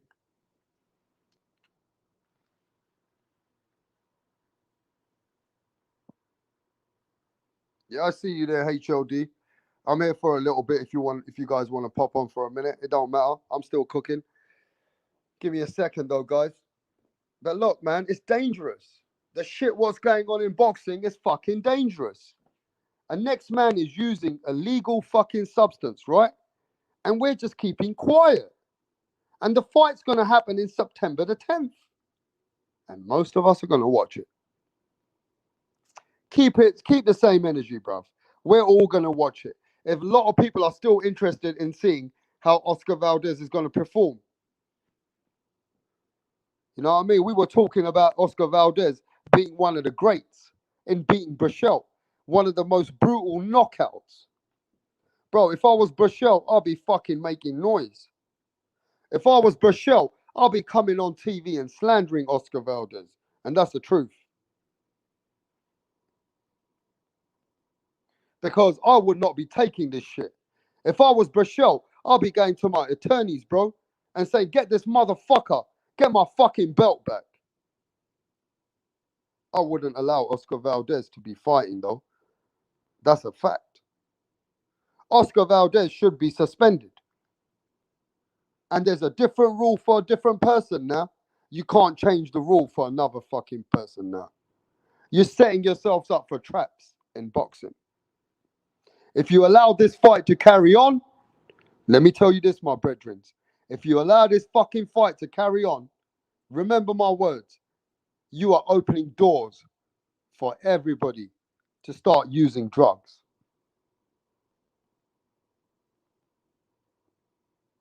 I don't want to hear this shit, bro. At the end of the day, I'm a little bit annoyed about it. But look, at the end of the day, we got my brother here from another side of the pond. It's Mr. Punch Drunk Boxing. Is that you or is it a troll, my brother? Because you know how many people are trying to troll or trying to attack rap star boxing. Mr. Rap Star Boxing Knowledge.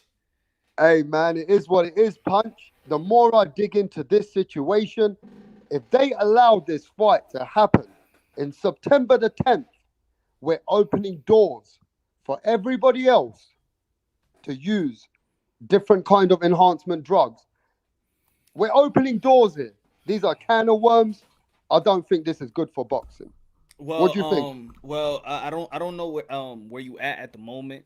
I was doing a couple of things before I was listening to you earlier, but where you at right now in the I'm at subject? this Oscar Valdez's fight. It's still going to be continuing. Oscar Valdez is still going to fight for his title in September the 10th. I just don't think that's a good decision. I think that's opening a lot of bad things for boxing. Let me ask you a question. How about what do you feel about his opponent? How about does his camp have any problems with it?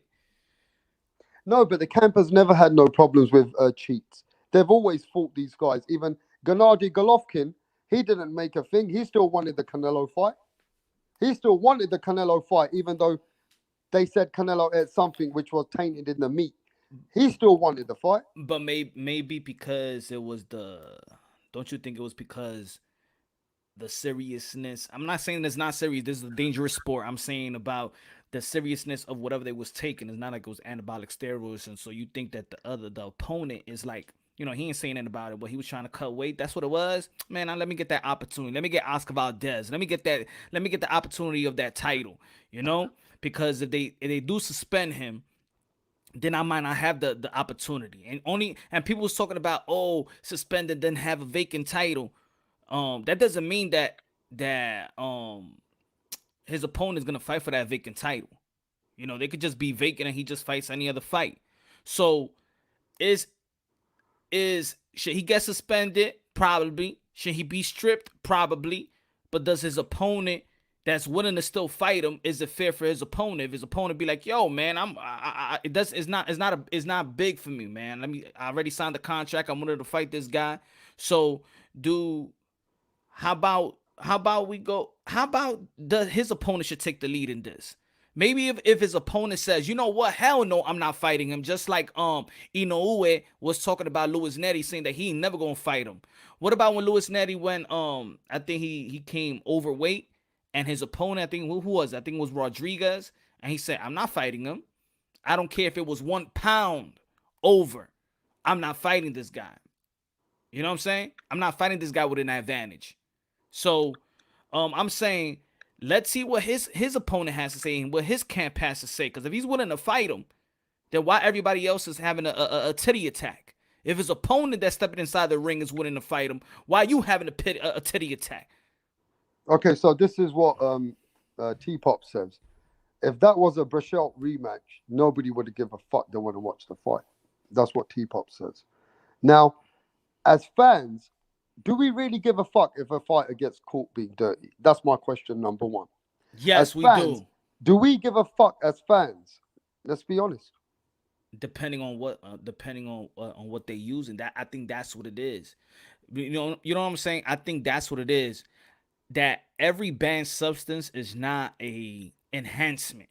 Now they trying to leak into the enhancement. You know who what's that? It's a playback. Oh, they trying to leak it like if it's a bad a performance enhancing drugs, but not every banned substance is performance enhancing drug. Um, and the guy that's actually Yeah, but being the don't you Jose think Con Punch? why Yeah, but why why Punch. is Victor Conte being the Jose Canseco in all of this? Why is he always having a comment? I'm not saying like I mean you already know he's the Pablo Escobar of PEDs. He's having a lot to say about it. You know, he's being a Jose Canseco of boxing. What's going on? Yeah, but he's the And now biggest everybody drug gonna cheat. believe his word. I'm not gonna say that don't, but I'm just saying it's kind of funny that this guy has been the spokesperson. He already tore down the whole sport down, and now he want to be the spokesperson of boxing. I don't know, man. I don't know. I mean, look, at the end of the day, it is a bit of a hypocritical. Kalen Plant, Devin Haney, these guys are sponsored by one of the biggest drug cheats in the world, in Victor Conte.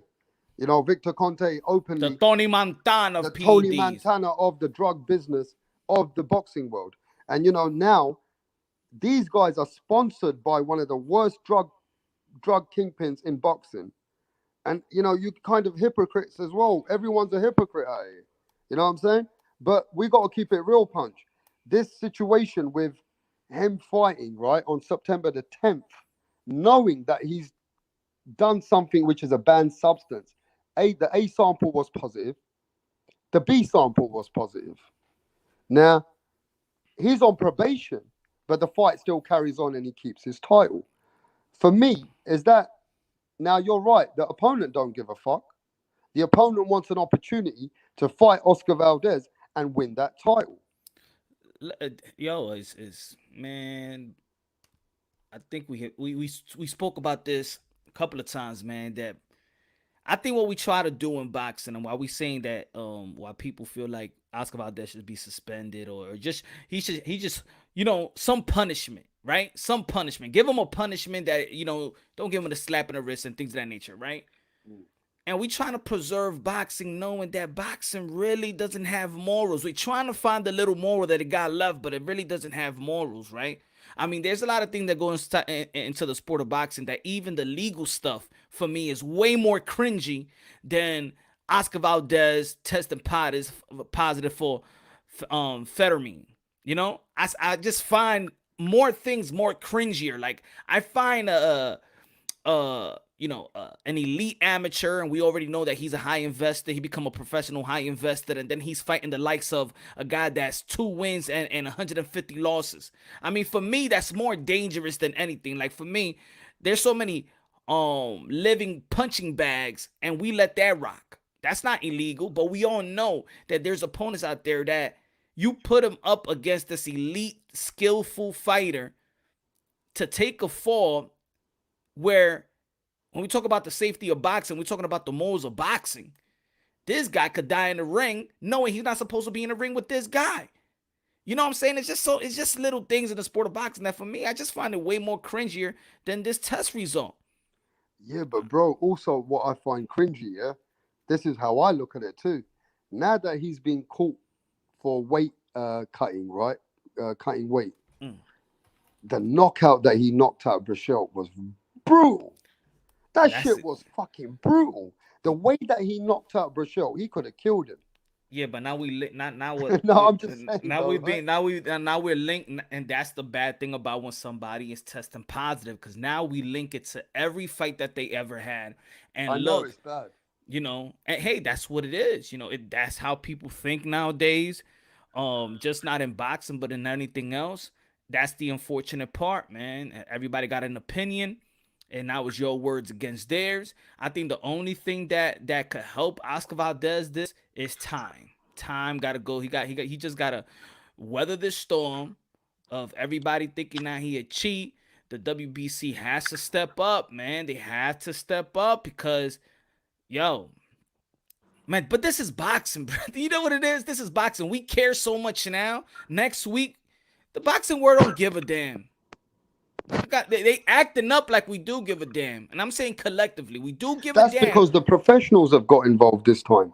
I mean, look, Punch. We're No, not talking because we about have one a voice person, now. Punch. We're not talking about one person. Kalen Plant, Andre Ward, Devin Haney, Tank Davis, Josh Taylor. Fucking the list don't stop. Sonny Edwards from England now. All of the England fighters are talking some of this shit. I mean, what are we supposed to think? They're saying that there's some shit going on and this is bullshit. So okay, so look at this. One of my favorite fighters, Roy Jones Jr., right? How Yeah. about if he goes into the gym of he's preparing, he's helping anybody, right? Any fighter. Are we gonna link him to whatever Roy Jones was linked to? Is No. Shane Mosley So if Shane Mosley, we already know his son is fighting, are we gonna say that his son is dirty too because he's with a past dirty fighter? You know what I'm saying? We could in boxing we could link anything to anybody, and we could come up with any type of narrative if we want, right? Depending on what we trying to cater to. Right. I understand we're living in the world. Everybody got their opinions. Everybody got their opinions out. They want to fry. They want to crucify Oscar Valdez. Even though Oscar Valdez is coming out saying all of this and saying he never took a banned substance. He was never linked to any type of bad substance. I understand the hate of Canelo Alvarez. So the hate of Canelo Alvarez is the hate of Eddie Reynoso. I understand his gym is linked up, or a couple of fighters is being linked up to testing positive and things of that nature. It is what it is. But now, are we gonna link anything, any positive, or anybody that was dirty, or anybody that tested positive to anybody they encounter? In the end of the day, you know and I know, we still gonna see the fight. We Yeah, still that's what gonna I'm saying. see if Oscar Valdez, if it was Oscar Valdez and the guy says, you know what, I don't want to fight Oscar Valdez. No, and everybody be like, yeah, yeah, and then Gervonta Tank Davis step up and say, I want to fight Oscar Valdez. Are we gonna watch the fight? Yes or no? Yeah, of course we are. Exactly. So maybe we don't care right now because it's his opponent, but yo, I remember when Canelo Alvarez when he tested positive, everybody was more mad that, oh man, we not gonna see the Triple G fight. But what happened? What happened when they did fight? People still Everybody watched wanted to it. watch it. So it Everybody don't wanted to watch it. exactly, Nobody exactly. gave a fuck. Nobody. This is the Wild Wild West, and it's not only the business of boxing that's the Wild Wild West, but the fans, and the way we look at it and think about it. Let's not forget that one of the greatest, the baddest man on the planet, Mike Tyson, got snagged for rape, and when he came back, we couldn't wait till he come back. People ain't give a fuck about what's her name, Desiree Washington. We just wanted that we want. Hey, the boxing world wanted the quote unquote rapist to come out of jail to entertain us. Let's be real. We're just as brutal as what happens in the ring.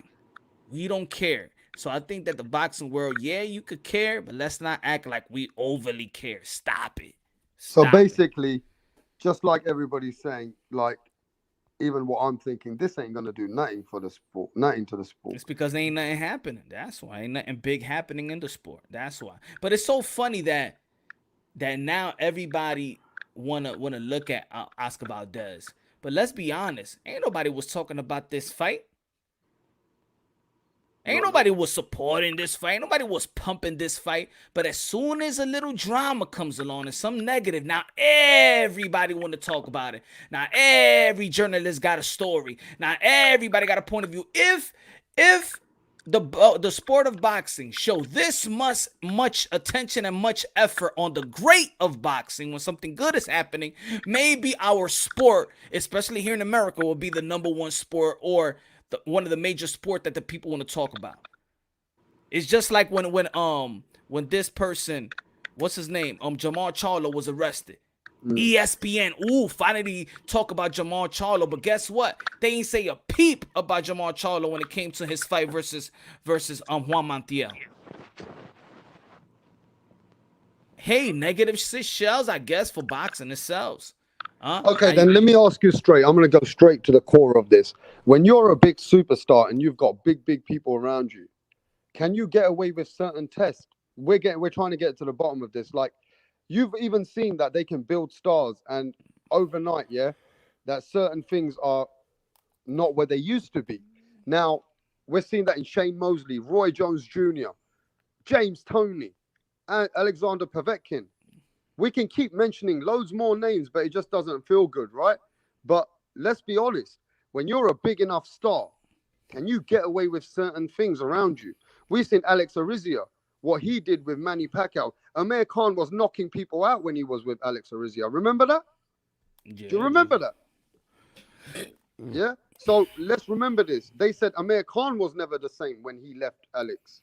Now, I'm only saying now, when I keep reading this shit in the rabbit hole, it feels like everybody's used something. And I'm sorry to say I don't want to cast. I don't want to cast that on everybody. You know what I'm saying? Because no, I'm not saying everybody's using something, but there's legal drugs. There's legal drugs that the USADA let you use. Look, Punch, what they won't allowing you use in 2020 is legal in 2021. Yeah. What they want allowing you to use in 2003 is legal in 2013. This is what I'm reading. So these things that people are using, it seems to be getting into the sport legally as well. Some Hey, of it. it's just like what about me said. Errol does not volunteer, so he doesn't get tested all year round. Who? Oscar Valdez at least does. Yeah, Errol Spence. He just recently when he fights, he only get tested. He's not tested all year round. He's not in the program. Guess what? Javante Tan Davis is not in the program either. Oh, not everybody is voluntary opted for the all No, year. not everybody, especially when remember this is the WBC thing. If you were top 15 WBC, if you're not in the clean program, you will be out the 15, out the ranking 15. Everybody gotta it's voluntarily, but there's a lot of fighters out there that signed up for it. You know what I'm saying? To be tested all year round. But there's other fighters out there that is not tested all year round. So what do we say about that? Oscar Valdez was tested all year round. So I think what the WBC is saying is that we're giving him the benefit of the doubt because this guy's tested. He wanted to he's an advocate of clean boxing. So, you know what? Let's give this guy the benefit of the doubt. You know? And Yeah. sometimes we sh- Somebody in the chat. and sometimes we should give the benefit of the doubt. Have you ever come on, there's people that, you know, they probably did a crime once, right? It's almost okay. You get a DWI, right? The first time they slap you with what, 90 days. The second time is what, 6 months. The third Yeah. time I think is a year or something like that. Or when you do a crime, whether it's petty, whether it's median, you know, they look at your history, right? They be like, all right, man, this is his first time. How about we hit him with a probation? But Yeah. if this is your fifth, sixth time, and they hitting you they throwing the book at you. So it's almost the same thing in life. Should we throw the book at like this guy saying Josh Taylor banned him for boxing? Nah, man. I think that's overboard in my opinion. Now we want to talk about banned from boxing. Gerald Miller should be banned from boxing, but not no Oscar Valdez for this. So they putting their energy too much into something, man. It's too much. This band stuff is too much. I can understand a strip. I can understand a suspension. But at the end of the day, even though that's just due, it's fair. It's fair the WBC does that. What does it do for his opponent that still wants to fight Oscar Valdez and still want to fight for that title? What it does for him? Mm. Yeah, I just think we're a very sensitive situation here, bro. It's a sensitive society nowadays. A bunch of betas. A bunch of beta males. Yeah, but It look, is. yeah, but Punch, look at this, right? If Valdez today doesn't get look, Canelo Alvarez hardly done anything compared to Valdez, and he got punished. Canelo Alvarez ate whatever Canelo Alvarez did is legal today. It was nothing that was going to help him in his performance, but they still punished him, bro. So are they gonna punish him because they really want to punish him, or they just punishing him because the kitchen is hot? So, in other words, Or are you gonna leave your wife because all your boys feel like you should leave her and stuff, and you could do better? Or you want to leave her because you really don't want to be with her? Or you just gonna do everybody? That's what is happening. I don't know if my wife was a housebreaker or a violent bitch or try and fuck my life up, or if this wife was somebody who'd put me behind bars, I'll let this bitch go. If she was that person, I'm just saying. Oh, somebody It gonna be depends like, in hey, the she cheat on you. situation. It's like this. If Oscar Valdez is taking something, right? I mean, okay, I agree with you, right? That we made a big thing out of it. Everybody else has made a big thing out of it. I mean, everybody seems to be talking about it, and now they're slandering the whole Eddie Renasso camp. That's wrong. I get that. But what we got to recognize is this man was cheating to weight cut. And at this point in boxing, when it comes to this level, you know, when you're cheating to weight cut, you're still stronger than the other guy who's weight cutting. Because this particular, even though you say it's not as serious as certain steroids or enhanced drugs, it's still helping you to cut weight faster with less energy to do it. So you're going to be stronger because you're using something to help you get there. Mr. I'm just Rico, thinking. Mr. Rico W said, "Why you bring up Tank?" All right, I Yeah, guess yeah. He said, "Why you bring up Tank Davis, bro?" yeah, I guess I know. I already know what's the motive of that one. Yeah, All he right, said you should bring up Lomachenko or somebody else. Don't be okay. bringing up Tank Davis. He said. I get it, I get it. You want me to bring somebody in a lighter shade? I get it, I get it. It's always some emotional people, man. They just, I know it already. Damn right. Let me. Who should we find, man? Cove. Any? You want me to mention a guy that's white? Can you, rap star Cove? Joe Smith. Yeah. Is it better for you, Rico?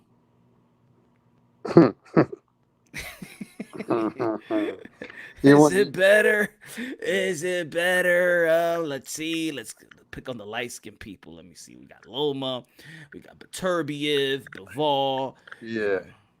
Give him some like some different people so he'd be happy. Rico Uh, just upset that you used Tank Davis, bro. yeah, man. Don't use Javante. That's probably his Don't favorite use the fucking brother. fighter. Don't use the brother. Why you going after the brother? He said that's a little better. That's it. Yeah. Oh shit. No, All but look, right. man. At the end of the day, I hear you, Punch. Everything's going to be moving forward. Most people are going to watch the fight. The same hypocrites which are downplaying the shit, they're going to watch the fight. But wait, the But fighters have been. I'm gonna give you the hypocrisy, right? I did the video right the other day, and it was about Manny Serrano, and then the trainer, right? And I said, you know what? This is boxing. You know, the disrespect is not your disrespect outside of boxing, right? It is what it is. We're living. This is a sport where fucking Shane Mosley's wife ass got tapped by Mayorga. You know what I'm saying? Ain't nobody going to. There's the same boxing that Bernard Hopkins dropped the Puerto Rican flag. He had to chase out the arena. This is boxing, bro. Mm, So the level of disrespect and the level is the Wild Wild West, even in promotion and even in that. So look at the contradiction that comes in the fans, right? So I just want to shift it just a little bit, but I want to talk about what Conor Ben said. What Conor Ben said after the mm, fight. What mm. did he say about What did he say about Adrian Granados? Why the Never, fight? never came to fight. But no. But what did he say? See, that's what I mean. That people don't even care when it's. So he said, oh, he didn't want to fight. He was running all Yeah. day, and he said during the promotion that we're gonna go toe to toe and blah blah blah, and he didn't fight like a Mexican. Nobody said nothing about it, right? Those are the same words that Amanda Serrano trainer said to Mercado and the whole world boxing. He should be out the sport. They writing letters to the commission because he said the same thing that Abel Sanchez said about Canelo, that Conor Ben said about Adrian Granados, but because it's a woman. It has to be nice. Yet the women in boxing don't want to be petty. They want to be treated the same. That's what they say, equality. Am I right, Rapstar? Mm-hmm. But when he said it, he should be out the sport, all the publication, all the journalists. But when the same shit is spit by Conor Ben or Abel Sanchez when he said that, oh, he didn't fight the Mexican style fighting. He didn't fight like a Mexican on things of that nature. But when Jordan says it, how dare he say that to a woman? How dare he say this and this and this and that? See, the boxing world is just as contradicted as it is always. It's gonna be like that, man. It's always gonna be like that. No drama. No Yeah, I drama. just feel like, when you say it to a woman and you're screaming at a woman and you're saying to a woman, you never fought like a fucking real warrior. You never fought like a Mexican, screaming in her face. It just, men don't appreciate that. Oh, I know. I understand, but remember, but the thing, this is what I'm saying. It's not that. It's the nature of the sport. It's the nature of boxing. When I look at boxing, I don't look at it like everybody gonna respect each other. When I look at boxing, I look at the you gonna see some disrespectful that it don't rock any sport. It won't rock, but this is what it is. This is what it is. Mm. And if and the women that want equality in this boxing world, you gotta understand the animal of this sport. Yeah, What do but you want? You want to be treated equally, but equally in the sense of the sport of boxing. they're Am I not correct? equal in the sport though, But because they even want to be treated equal. they are not equal in the sport, But they because want. even though we But love am I these right? They women, want to be treated equal. Is that the fight? Is that the fight? They want equal pay, so they should get equal treatment, right? yeah, I'm just saying. I'm not even saying right because I want to make. Hey, I want to learn a thing or two. I know they fight for equal pay, so equal treatment is the same thing. Do they want that? Because this is boxing, and this is a combat where a lot of feelings and energy is involved, and adrenaline is pumping. So I don't fuck that bitch up. You gonna hear that shit. But if a girl be like, oh, why he calling me a bitch? No, you gonna hear the most disrespectful shit. Man, male, female, whatever. You gonna hear it. So I expect all of this shit in boxing. Even if it's certain things is cringy, like, oh shit, this shit was fucked up. But I expect it. What I don't expect is something that it may carry outside of boxing. The thing that you say in boxing, and then it could carry away and become a fucking war outside of boxing. I think those are the things that, okay, now it went overboard. But what did her trainers do? How about that? When Jordan Manalato, Amanda Serrano's trainers going at her, where were the men to step up to Jordan though? That's the question. How would you let your fighter be talked down like that? What do? The trainer from the other side, the cut man from the other side, the second hand trainer from the other side. What did you do to step up? Nothing. Oh please. yeah. Let's go to the chat, bro. We got T Pop says off topic, but boxing, especially women's boxing, needs a big event like the UFC 268 and the Bellator 264. Now, I don't know about those two UFC events. They're probably the biggest women events. But right now, I agree with Punch Drunk. I've been watching Katie Taylor. I've been watching Amanda Serrano. These two women single-handedly can change the sport of boxing. I'm with you on this, Punch. Eddie Hearn needs to put his hand in his pocket, and we need to get this fight. Because you know, this fight and this matchup, it will bring so much respect to women's sport when they see these women, Punch, going at it with the skills that they both bring. It will bring them to the where they need to be. This is the fight that needs to happen. Of course, man. This is seventh division world champion. Seventh division world champion, Amanda Serrano. One of the most decorated boxers in the history of boxing. Forget it, let alone women boxing. And then we had the undisputed lightweight champion of the world, Katie Taylor, who's regarded pound for pound. 1, 2, 3, you can flip it around. Amanda Serrano, Katie Taylor, Amanda Serrano. This is the fight that these both women deserve that $1 million. That seven-figure fight is right here. You want to give Katie Taylor 1.5 million and give Amanda Serrano 1 million? Cool, but at the end of the day, I think that these girls, these women, these modern-day warriors, modern-day gladiators should walk out there after taxes a millionaire, in my opinion. That's what I think. And if you think that you're going to give $200,000 to Amanda Serrano for the biggest fight in women boxing history, then what you're doing is watering down the women boxing. What you're doing is a disservice to the sport of boxing, devaluing them, because there's no fight that could be bigger than this unless if you say Clarissa Shields and Savannah Marshall. But this is a more marinated fight. This is the fight that the fans want to see. This is the fight that the casuals want to see. Amanda Serrano, Brooklyn, New York, Carolina, Puerto Rico versus the woman from Ireland, Irish. You already know, Katie Taylor. Let's make it happen. New York City, MSG, St. Patrick's Day. Let's go. Amanda Serrano, Katie Taylor, MSG, New York City on St. Patrick's Day. What do you think about that? Man, that's big. That's big. That's going to be a massive thing. But you know, somebody on the chat said, yo, Punch, women's boxing won't sell unless they have a big man's event in there. Do you agree with that? Lie. No. Boxing sells if you promote it the proper way. If it's boxing sells, it's all about promotion. Why did Jake Paul sells? Because the way he promotes himself. Why Mike Tyson? Yeah, because he's good, but the way they're gonna promote himself. Why did Floyd Mayweather? Why does he sells? Because the way he promote himself. I'm gonna say it like this: if the promoters do what they gotta do, just give them the money, give them the bag, and then it's your job as a promoter because I care about these ladies, right? This is a gentleman's sport, so be gentleman enough and pay these women what they deserve, what their skill set deserve. We know that they are the best that the boxing can offer. They are the best that boxing could offer, and if you don't pay them, we just talking about $2 million on a pot. Can you just give $2 million on a pot? Huh? Come on.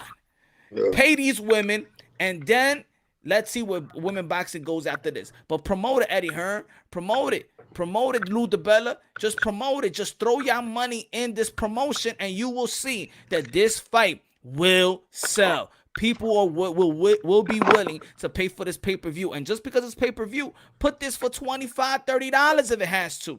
But at the end of the day, you promote this, right, like they used to promote back in the days when I used to go to a grocery store, I see posters. When I used to drive in the highway, I see posters. I go to the mall, I see posters. I got to see Amanda Serrano each and every day. Yeah, or every time I walk out, I want to see Katie Taylor on the Wheatie box. I want to see in cornflakes. I want to see them in cereals. I want to see them in everything. In the subway, promote it, spend the money, and you will reap. Which is it reap, or you will enjoy the fruit of your labor? Promoters, you will enjoy the fruit of your labor.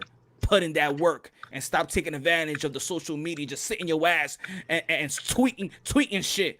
Let's put that money. You got the budget. There's going to be investors. Just put that money, and it's time to work. It seems like these promoters just want to stay home, get a beer belly, and things of that nature. It's time to work. Don King style, baby. Don King style.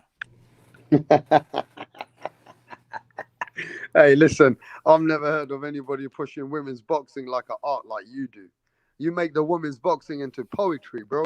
I mean, to be fair with you, you really do support them in a different level. You know, we support them as part-time. We don't support the whole division as hardcore fans. I know these whole subscribers that I got. I know most of them, 90% of them, they don't look at the division like they look at the men's division. You know, most of it, I think it's to do with the biggest fights of the women's, then we get involved.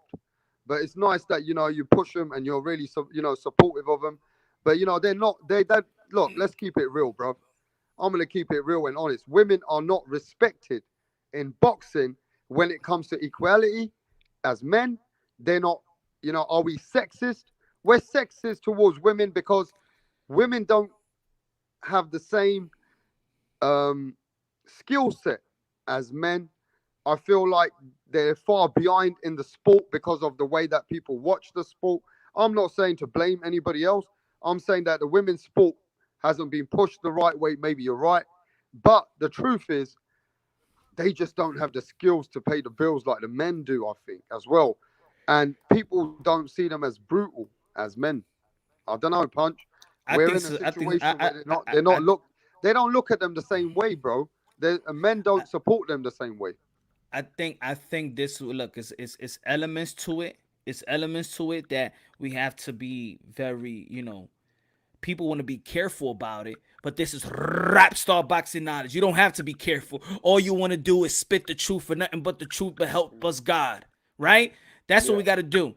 And the thing is, this is a male sport. This is a male-driven sport. Go check your analytics, and you're probably going to have the differential of male and female. You're going to be on the 90%. Probably 98. A lot of women do not support the sport of boxing, so I don't want to hear women in the outside saying women should deserve this and women, because you women are not in the sport of boxing to support boxing. But I'm gonna say this: appearance plays a part, because this is a male dominant sport. Appearance plays a part in marketing and advertising. I will want some Amanda Serrano if I have a cologne company and stuff, and probably a perfume, and I might want her to advertise it because she has looks. As a fighter, she has the looks. Katie Taylor, she could wear some little makeup. She got some looks. There's other fighters out there that they're just not attractive to most of the men in the sport of boxing. Yeah. and we have to talk about that as well, man. I think that you know it is what it is. I don't know, man. I think we're sexist to this sport. When it comes to the women, they don't have the same equality as Oh, men. Estrada, as well. Pretty. Estrada's a badass fighter. I watched her She's a fight. She's pretty. fucking badass. Why you think? Why you think Eddie Hearn? Look, I'm gonna tell you like this. Why you think Eddie Hearn all of a sudden like Ebony Bridges? Really think he like how he fights, or she like the balloons that she carries? What sells Ebony Bridges? Her looks and fighting. Her balloons. Yeah, her looks. Her Her balloons. balloons. Her two Yeah. balloons. Yeah, she she looked like a page three chick. But Like a why? Playboy And then chick. and then guess what? The guys, when the guys now are loving to go to the weigh-in. Yeah, for Ebony Bridges. Yeah, and guess what? Fucking pervert. Yeah, damn perverts. But you know what? She may reach the type of money. She could have her own country behind her because of the balloons. Mm. Yeah, she got good balloons though. A lot of people felt that she lost today. Yeah, to be fair, I never watched it. I only watched a couple of fights. I have to go back and watch her fight. So, did you watch it? I watched it and I think I went back to watch it and I think it could have been a draw. But how are you gonna go against the balloons? Even the judges voted for her balloons. Because they were looking at the balloons. Shit, she got And some now that good they get fucking and now that balloons. she's getting marketed, and now look, they marketing, they marketing her and they putting it, they are. If that's the first fight of the night, have you ever seen the first fight of the event get promoted? No. She promotes the fight. Wow. So when it comes to women boxing, I'm gonna tell you, looks do count. Looks count. Yeah, I guess. Unfortunately, it is what it is. I know there's female out there. I just want my skills to be respected. No, the looks count. The looks count.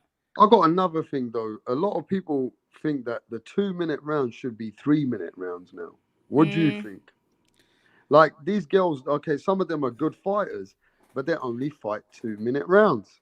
nah, I think the 2 minute rounds, what it does is actually it keeps up the pace for the women. They throw more punches. The 2 minute rounds. I think the 2 minute rounds only affects the highly invested fighters that we want to see knockouts from. We want to see Clarissa Shields knock out people. She always be like, if there was 3 minute rounds, I could stop all these girls. Hey, guess what? Amanda Serrano don't have too much problems with it. You know, I don't know, man. I don't know. I think that the entertainment level is good. We have been having great fights. Katie Taylor and Natasha Jonas was a great fight. Katie Taylor and Pursuit was a great fight.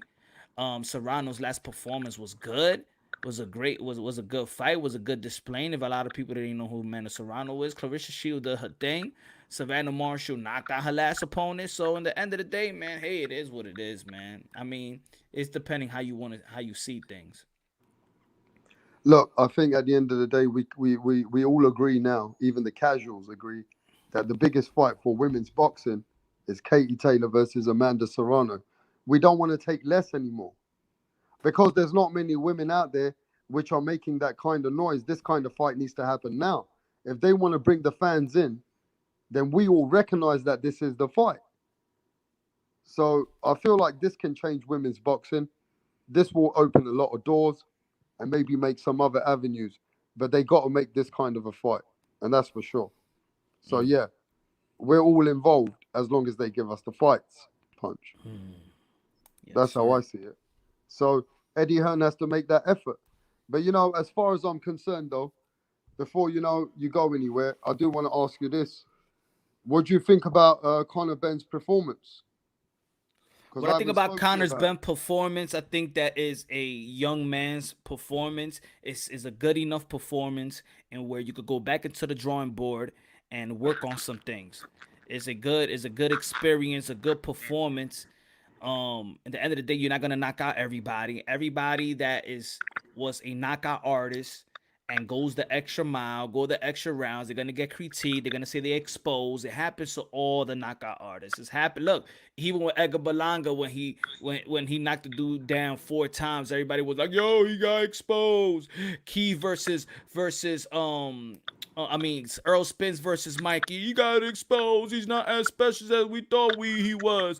Keith Thurman versus Bundu. He ain't knock him out. He's not as special as he thought he was. Every knockout artist that goes the extra mile is gonna be critiquing the sport of boxing. That's what it is. Now, when it comes to Conor Benn, also is that Conor Benn is also being billed by other people, other names around him. Just like whatever Virgil Ortiz does, we're gonna look at. We'll see Boots Ennis next performance.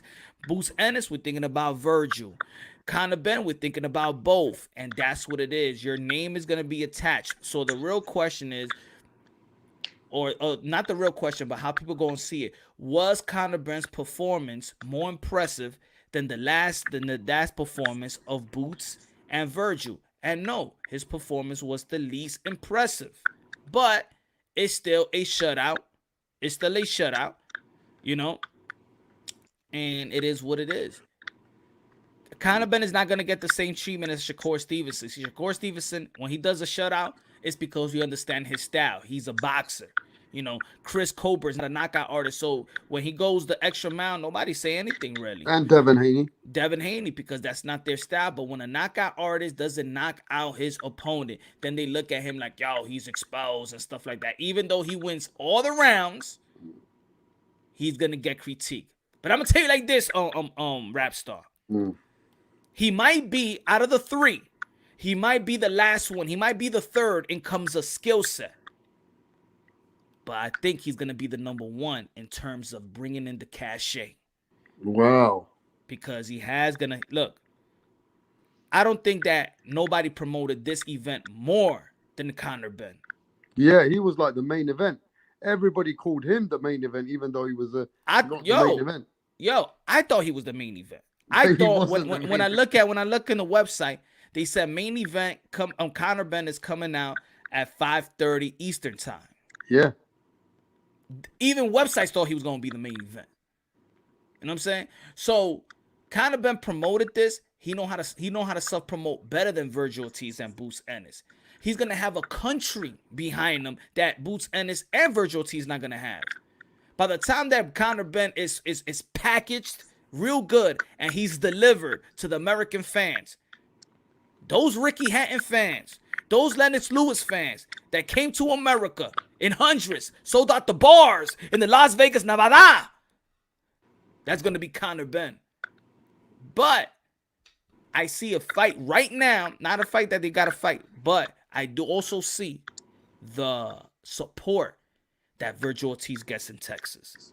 So I think a Conor, even though I love to see Boots Ennis and Virgil Ortiz, I think the money fight will probably come from Conor Benn if he keeps doing what he's doing and then knocking out his next couple of opponents, because he's going to bring the UK. He's going to bring a country. But you know, we all talk about Jarrett Boot Ennis, yeah?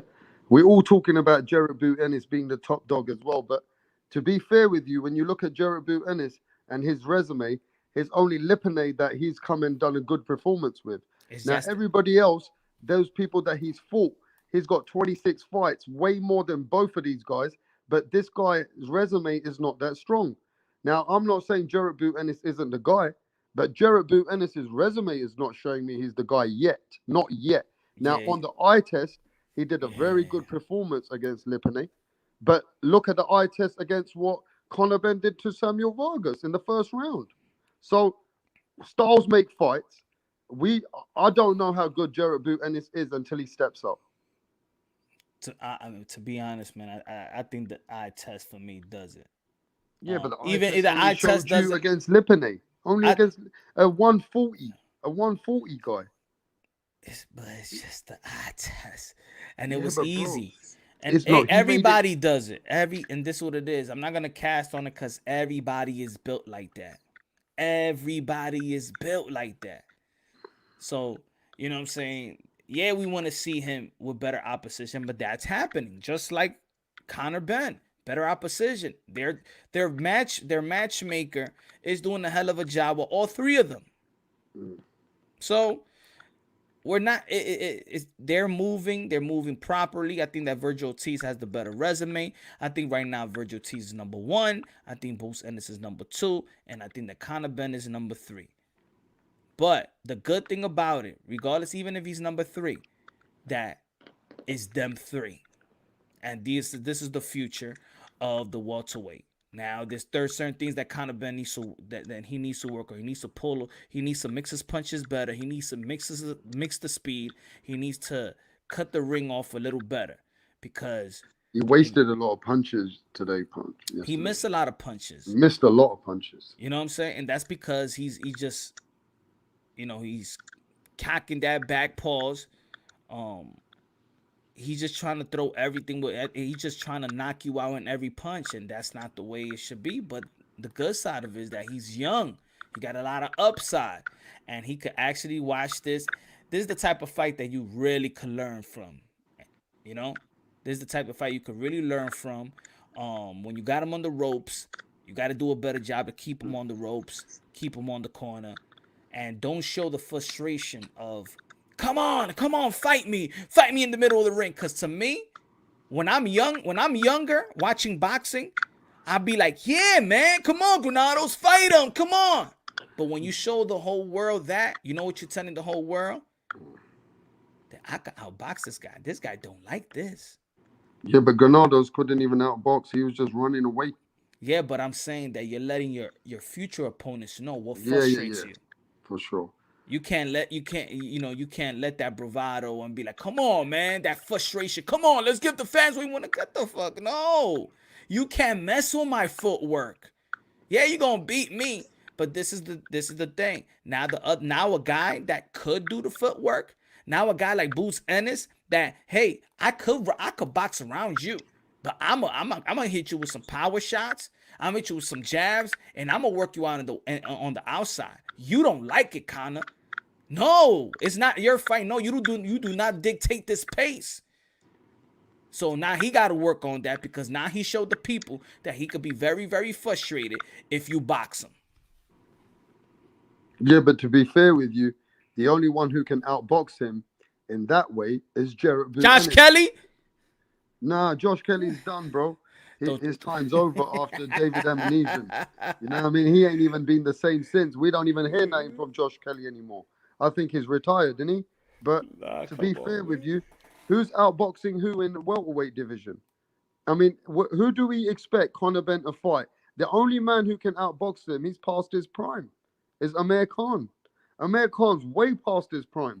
But I reckon a prime Amir Khan would have given Conor Benn trouble. Yeah?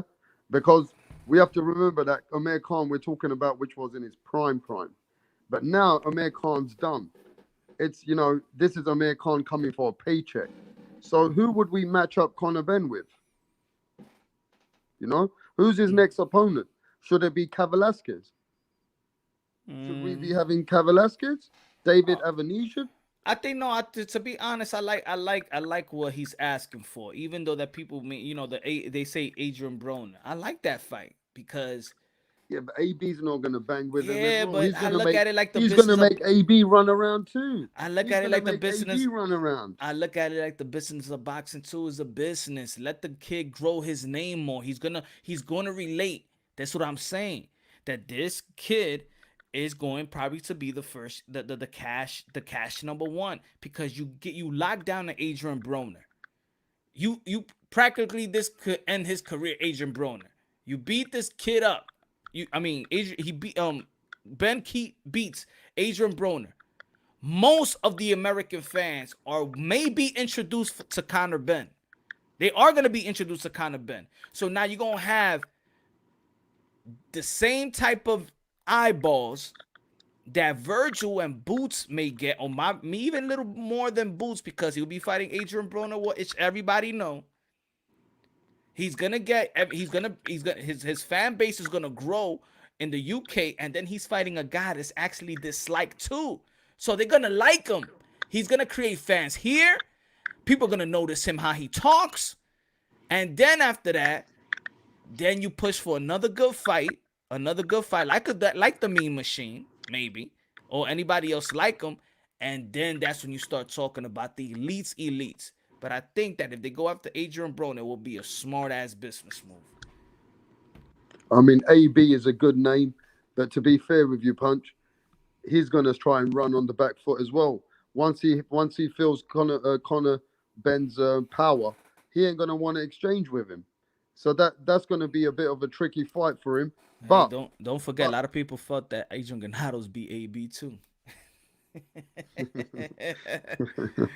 That was the first fight, not even the Maidana fight. That was the first fight where people was like, "Yo, Adrian Broner is washed up. He's not that special."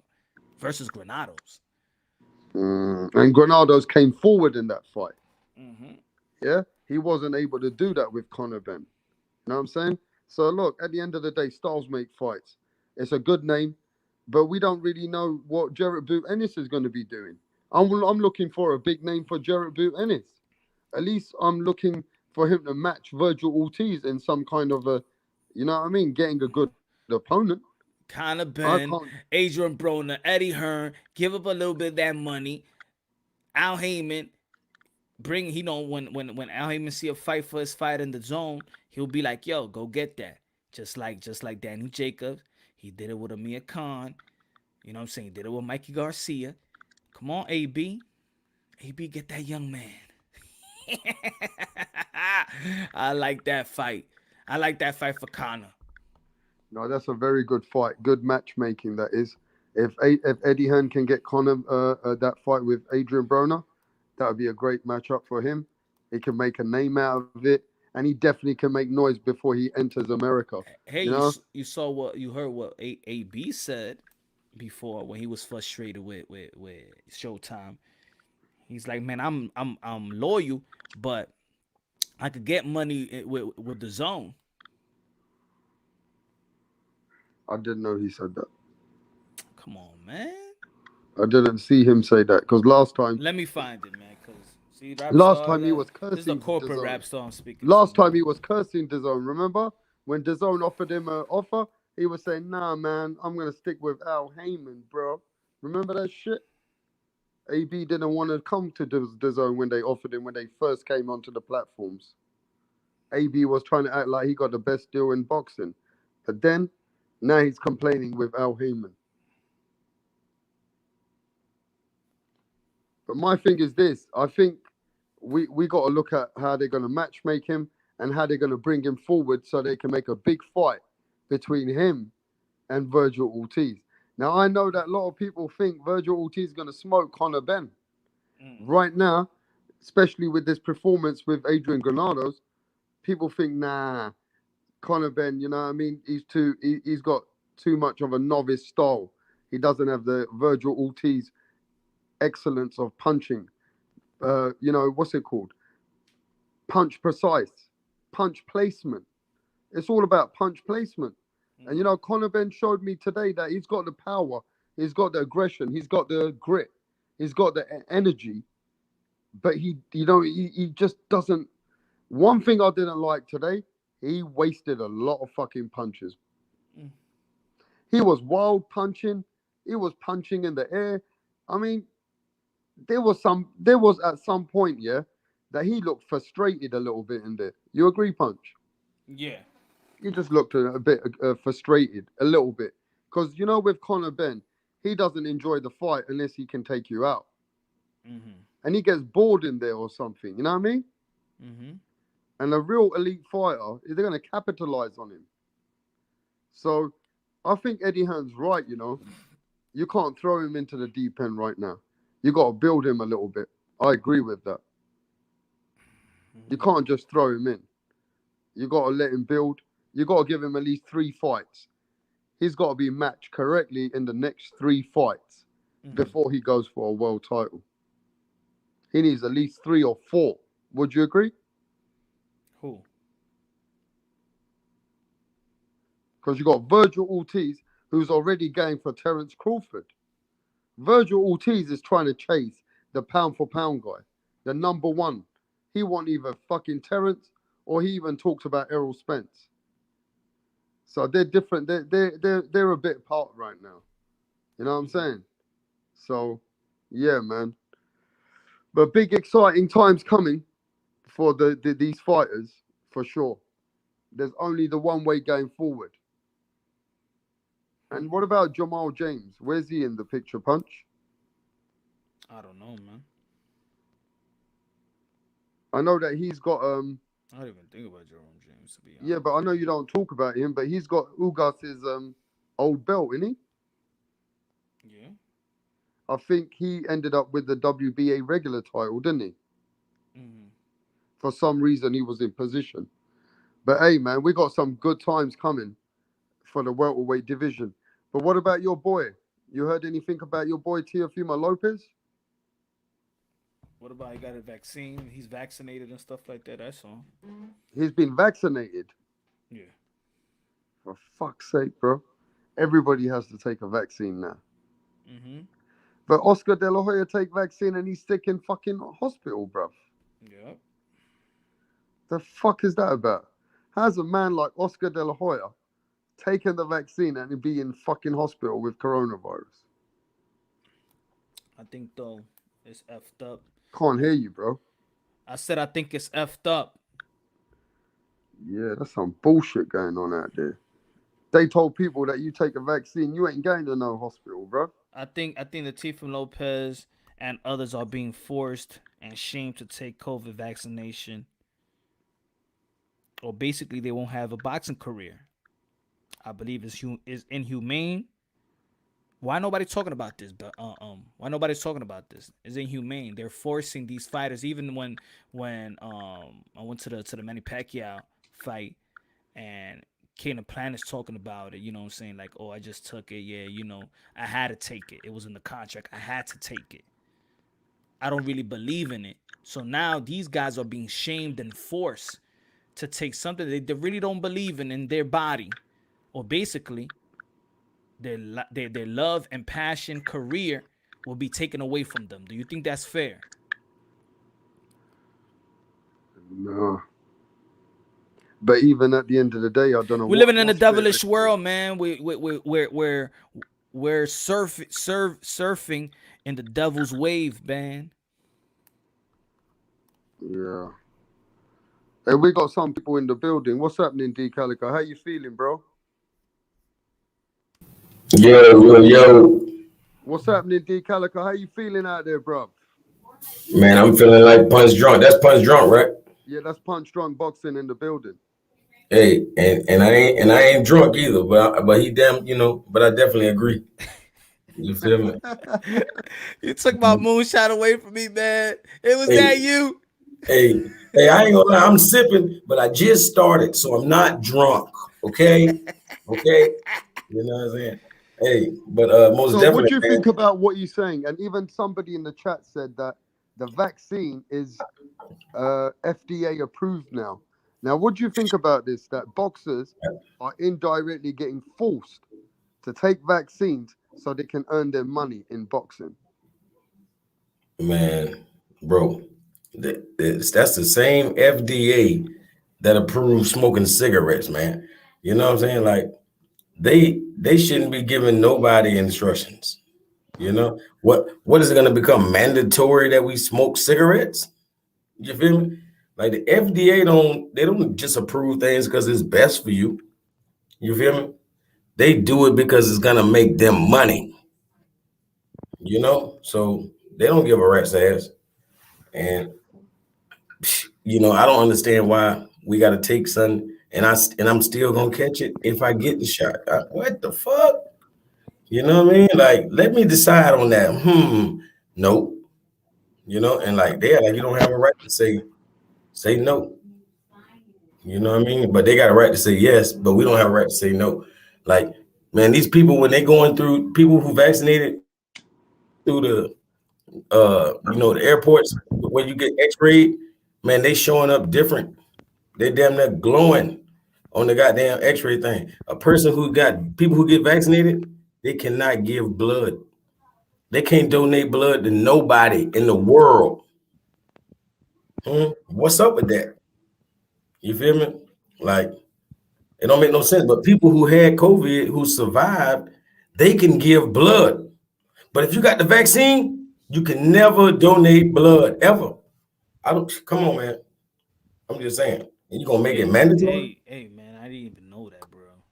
But if I didn't even know that, cause I'm educate myself on exactly what you said, cause I'm gonna go ham on another podcast. Nah, Yeah, that's crazy, yeah, cause now I know why guys like, you know what I'm saying, even this kid, even George Cambosa, he don't have his vaccination. A lot of boxers don't have a vaccination, and maybe this is the reason why, a lot of fights is being pulled is really taking long to make. Cause look, Tyson Fury didn't take it.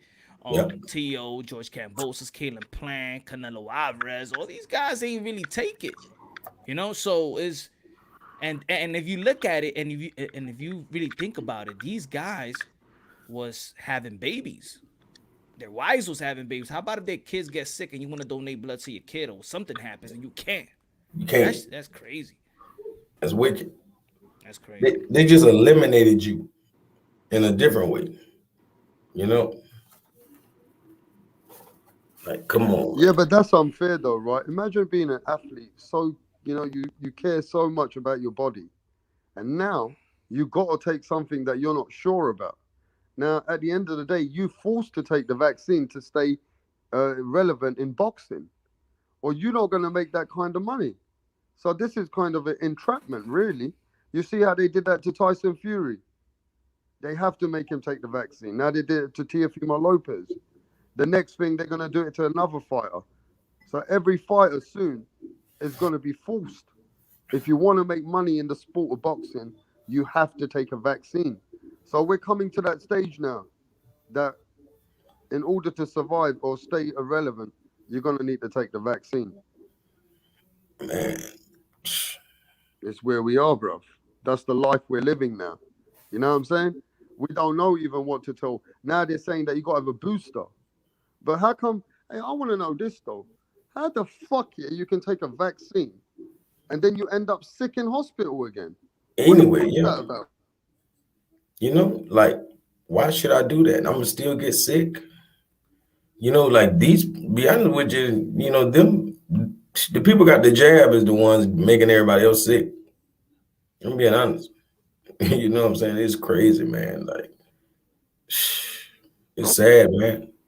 Like those are the people dying and everything. Like I made a Yo, can meme you out hear of me? Jesse Jackson. Jesse Jackson made like about 7 months ago.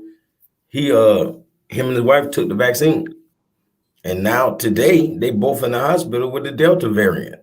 You know what I'm saying? It's like all the people made all of them. Grand. They took it to the grand stage. They want to get vaccine in front of the world. Let me show the world that this is okay. Now, couple months later, them same people is in the hospital or they dead already, and they got the Delta. I'm straight. I think he went up there and, he just went out like Jesus for me. You feel me? You want to go up there and get crucified? All right, I'm gonna make sure I don't do that. You know what I'm saying? I ain't going up there to get no damn jab. Yeah. But I think at the end of the day, even I've been thinking about taking the vaccine the other day. But then when I see Oscar De La Hoya in hospital, I'm thinking to myself, how the fuck did this guy end up in hospital after taking two vaccines? Come He's on, he's took the vaccines already, right? And the man's in hospital. come on, man. What the fuck's that about? Man, I'm straight, man. I'm not interested in being like that. I don't want to be him. You know, it just don't make no sense. Yeah, but this is crazy, bro. I don't know how the fuck this is going on. I But who's mean, gonna but which large publication is gonna speak on this in boxing? Oh no, they can't.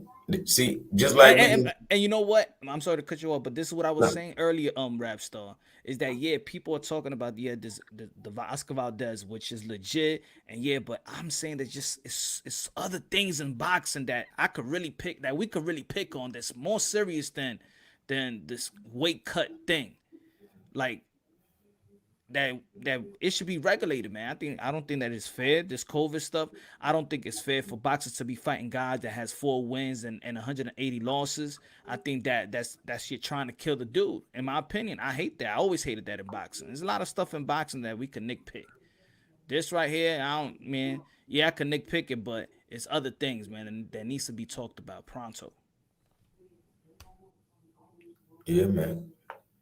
You know, it just heard that we being led. They're trying to lead all of us by the mat. You know, but they're using the masses against us. But we should know that most people are. I mean that. You feel me? So they're gonna use them stupid people against us. They be like, hey, everybody has done it. Now it's your turn. Yeah. I don't give a damn what they stupid ass did. Yeah, they make it seem like if you don't got the vaccine, you got the cooties. Yeah. Hey, Punch, somebody says that moonshine kills the fucking virus. Moonshine kills that virus, mate. Oh, Man, shit. I Oh, don't know. no. People that don't got it, don't get sick. People that do got the vaccine shot get sick. My mother was one of the first ones to get the vaccines. You know what I'm saying? When it was early, she got sick. She got sick with the vaccine.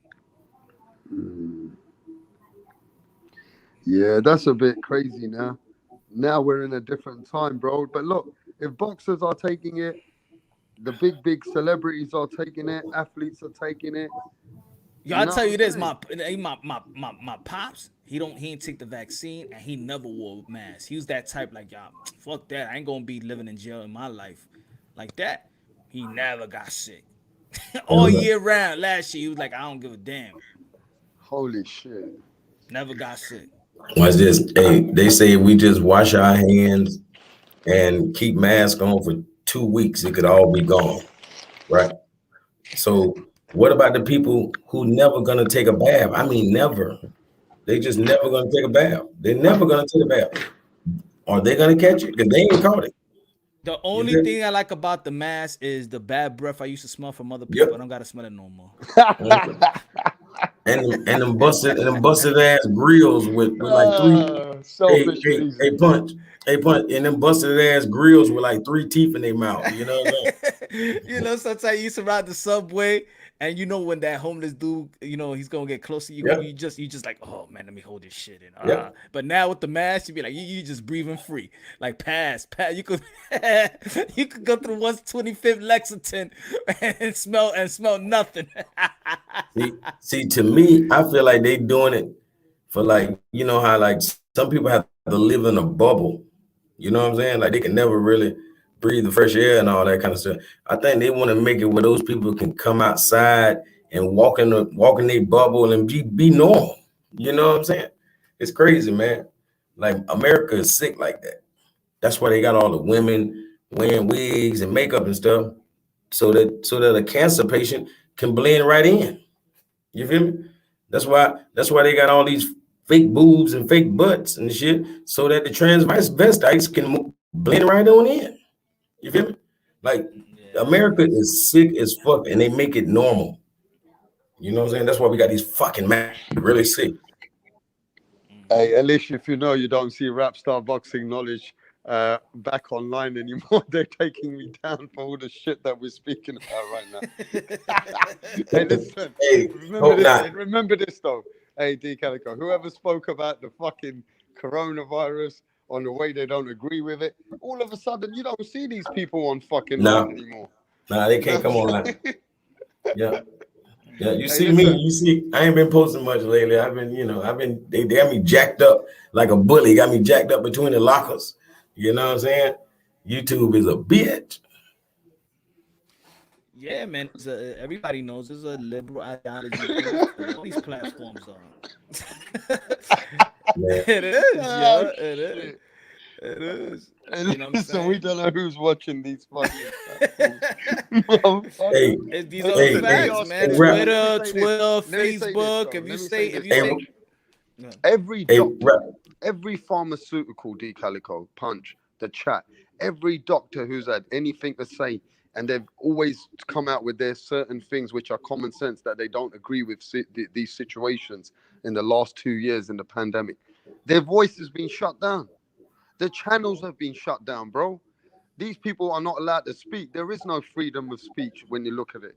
When it comes to this particular circumstance, when you talk about too much when it comes to the pandemic, the vaccines and shit, you know what I'm saying? It seems like somebody's looking out there to shut your voice down, bro. But Yeah, yeah, go ahead, D Calico.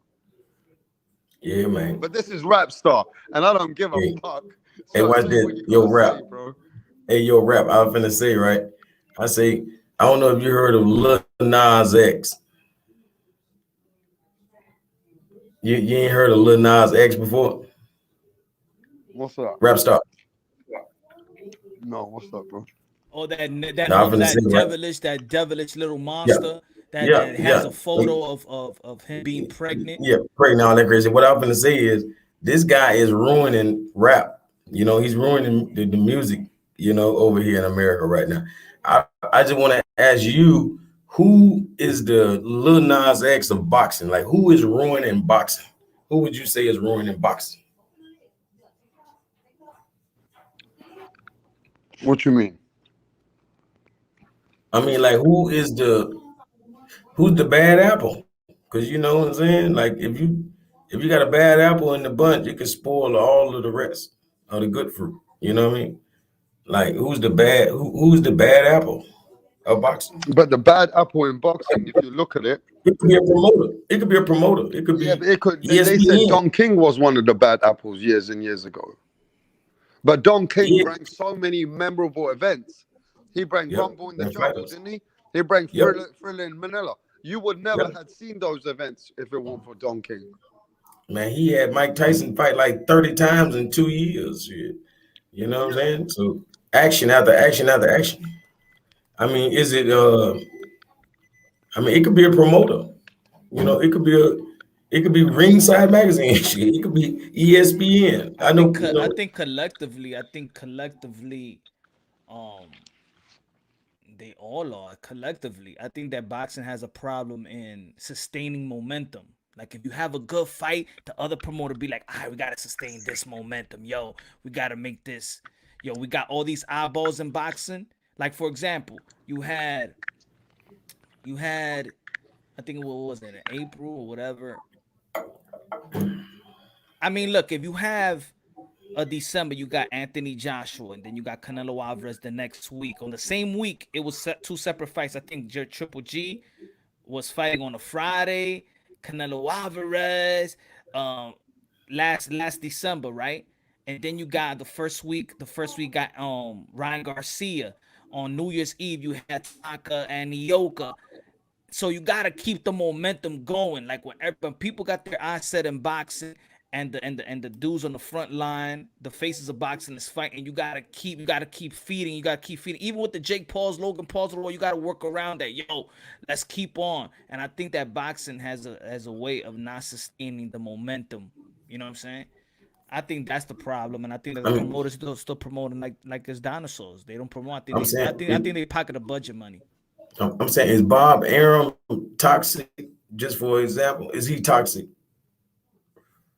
I think it's hard to stay mad at Bob Arum when he'll say something like when Yeah, he's real honest. he shoots himself on the foot and his fighters on the foot, like what he did with Bud Crawford, devaluing Yeah, him, discrediting him. But then he'll give us a fight like Josh Taylor and Jose Ramirez for free for undisputed. So then it's like he'll say something, but yo, this fight is about to happen. Oh yo, he'll say something cringy, but we got Oscar Valdez and Miguel Burchett. And we got Loma and Vasily Lomachenko. And all these yeah. fights are all for free, right? So I think that he has a way of getting people mad, but it's hard to stay mad at Bob.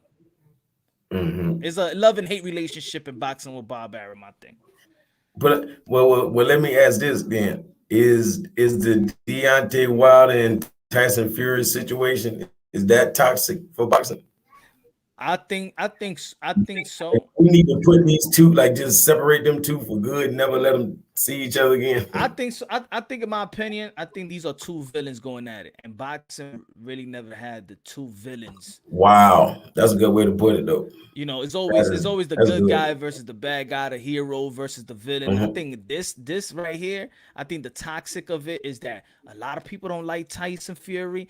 A A lot of people feel like he's a liar, and then a lot of people don't like that Deontay Wilder said what he said about Tyson Fury and all the allegations and excuses. So it's like two hated dudes going at each other, and then when two hated dudes is going at each other, there's people like, man, fuck these two, man. Let them beat each other up. I don't want to watch the fight. I'm not going to support it. You know? Damn, that's good though. That was strong. Yeah, I think it got into that point, and then it's the racial overtone, and then it's just like too much, man. It's just too much, too much shit that turns you off.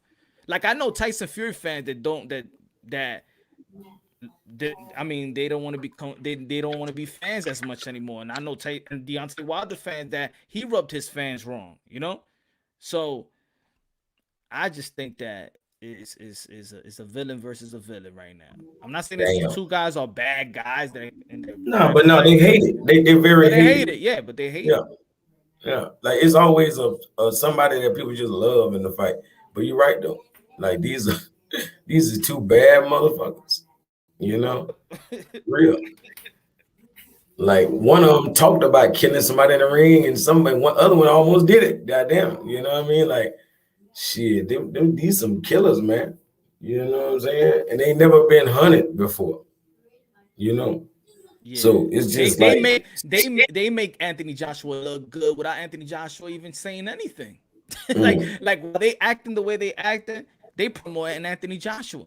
And then everybody look at Anthony Joshua as that's the guy that we want to represent the heavyweight in boxing. Yeah, but a good promoter is a promoter when the look. When a fighter is doing what he's doing quietly behind the scenes, yeah? Like nobody hears from Errol Spence. But that's where we need people like Al Heyman to speak up. That's when we need the promoters to speak up for their fighters or if there's management.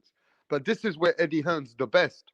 When the fighter's not doing nothing and you don't hear nothing from Anthony Joshua, Eddie Hearn will make so much noise and talk about Anthony Joshua every week and come on all these cameras. You got to give the man his credit. He promotes his fight as well. He promotes his fight as well, bro. But sometimes saying nothing is also good because just like you bring Earl Spence, I think Earl Spence he has things where people could go at him, even when what he went through, But Earl Spence have this humble demeanor, the way he talks that it's like even if you probably didn't like Earl Spence, be like it's hard to dislike this guy. Like he's a cool, nice guy, mellow. Guy he don't talk too much shit. He's like, so it's like you don't dislike Earl Spence even if you had something to dislike him about. His demeanor doesn't give you that. So sometimes for Earl Spence, if Earl Spence had a mouth like Adrian Broner and he went through what he went through, he'll be hating way more than Adrian Broner because we saw what he went through and what was the reason why he went through it. And even Earl Spence have said in an interview coming back, he was like, I was self-destructing, I didn't know what to do for 8 months, ain't have no fight, and what I'm supposed to do. I ain't gonna stay in the gym. So there was things that people could be like, yo, man, Earl Spence, man, you a weight buddy. Look how he look, 190 pounds, walking around the club all the time. He's always drunk. He's always this. But because his demeanor, it doesn't allow you to actually, it allows you to give Earl Spence the benefit of the doubt. Yeah, I hear you, Punch. But the best promoters in the game of boxing have been the most vocal promoters for their fighters, the Don Kings of their era. He make a superstar out of just the way he talks about a fighter. It's very important. And, Bob Arum used to be good at that. Frank Warren was one of the best at that. But as these guys are getting older, I do see Eddie Hearn. He will talk. He will keep talking about his fighters, in every camera. And he makes a lot of effort making those fighters relevant, making those stories with the fighters. And I think that's very important. That's especially dinosaurs. And they're not letting nobody, and they're not letting new entities of boxing, man, come through. They're not letting it. That's why every time, don't you notice that every time there's like a new player in town, they all try to gang up on them. They all try to gang up on Oscar De La Hoya and Golden Boy when he was starting his stuff. Look how they all ganging up on Triller. They always got something to say. Oh, Triller ain't gonna do that. When Eddie Hearn was popping, right? When his father gave him the keys, all the promoters, look, Frank Warren got on Eddie, Top Rank gets on Eddie, everybody gets on Eddie. You know what I'm saying? So I think that boxing has a way to shooting themselves on the foot. That's what it is. And just like look what's happening with Oscar Valdez. Boxing has a way. You know what's consistent about boxing? They shoot themselves on the foot. That's what happens to boxing. Nobody gets in the way of boxing. Nobody. They shoot themselves on the foot. Hey man, at the end of the day, it is what it is. Where we are in a place where today, yeah, boxers are not even doing as good as Jake Paul. This guy, Jake Paul, is making more noise than boxers today. That, I mean, it sounds sad, but he's the one headlining the events and one of the top boxers. I mean, boxers which are more accomplished, they're under him now. It's just the way that boxing works. If you don't know how to promote yourself, people don't want to spend the money. You know what I'm saying? You got to have the right promoters and you got to have the right people in the right team. Or like Punch said, as long as you're making noise in boxing and you don't speak, when you do speak, people take acknowledgement to you like Errol Spence because they know how good he is. But look, boxing's in a place that you better know how to speak, D Calico, because if you don't speak, how are people going to pay for you? You get me, D? You got to have a good voice on you. Terence Crawford is not a good seller. Terence Crawford doesn't do much to promote himself, bro. When I look at him from outside, I don't hear nothing about Terence Crawford. Errol Spence makes more noise than Terence Crawford. But who's the best self-promoter right now in boxing? D Calico, who comes to your mind? Who's the best self-promoter in boxing? Yo, D, are you there, bro? D, can you hear me? I think I think D's Nah, gone to sleep, bro. no, man. Are I'm you there? thinking I ain't know. I ain't realized I was on mute. Oh, sorry, bro. Yeah. I was gonna ask you, who's the best self-promoter in boxing right now? Who speaks the best? Who can sell tickets? Whoa. And I'm talking about your side. In my side, I'll say Tyson Fury, one of the biggest self-promoters in my side of the country. Who you got? Wow. Shucks. I mean, really, nobody in the world is better than Jake Paul right now. Exactly. I don't look. Errol Spence can't sell like Jake Paul right now. Hey, Jake I Paul is the mean, just seller. like self-promoting. Like nobody self-promotes the way these guys are doing. I, They I don't. I think even though that he's young, I think that Rolly does a good job self promoting himself. Man, Rolly in trouble, all kinds of trouble. Yeah, but at least he's so. I mean, he don't use the Mayweather. Mayweather don't rock with Rolly, and he's under Mayweather promotion. They don't promote him. So any Nope, you light right. that Rolly has had, it was because of him. Any light. I mean, Adrian Broner was all right, but he just sucked when he get in the ring. He's not. He has no animal instinct. He don't have that killer instinct. I mean, he don't bring it. You got to be hurt. Like if you hurt, and he'll look like he'll show up. But other than that, he had like a spring chicken. Like that guy is skinny as hell in the ring. Yeah, so You know what I after mean? Adrian Broner punch, like Kendall said, Jake Paul is probably one of the best self promoters. It's a shame, but it's the truth. You agree with that? It's his thing. It's definitely his thing. He And then is. Logan right behind him. He is. I think, and this is what I'm saying. Also, these guys just don't stay in the spotlight. I think they are very. I think there's fighters that's capable of actually really promoting themselves. I think that Chris Colbert has a lip. I think he knows how to talk and promote himself, but he's not out there trying to do it. But I think he's highly capable of doing it. I think Yep. that I think hey, Deontay Wilder, every time he does talk, whether you like him or Yep. not, you got It's you powerful. got your eyes and ears set on Deontay Wilder, right? I think Keith Thurman is the best, in my opinion, because Keith he could disappear for 2 months, 3 months, 4 months, and come right back.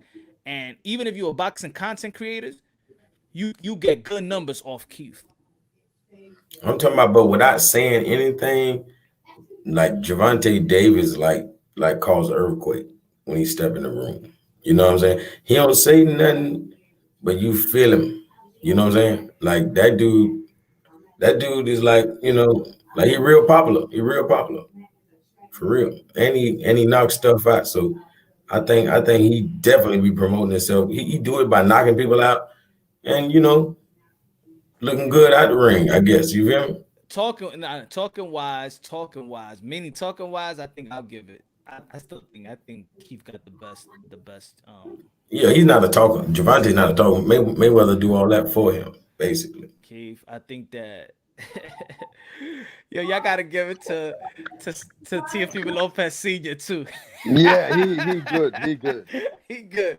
He good. He good. In the YTV, I think that Bill Haney does a great job. Hey, Bill Haney's fucking really He does, good. yeah, at he the does. He YTV does a scene. great job in keeping Hey, his. Bill Haney is one of the best fucking blaggers, the best self blagger. I think Bill Haney is the most transparent Man, guy. The most transparent guy. Yeah, he's the biggest blagger of YouTube, bro. He knows how to Bill fucking be hustle. tripping.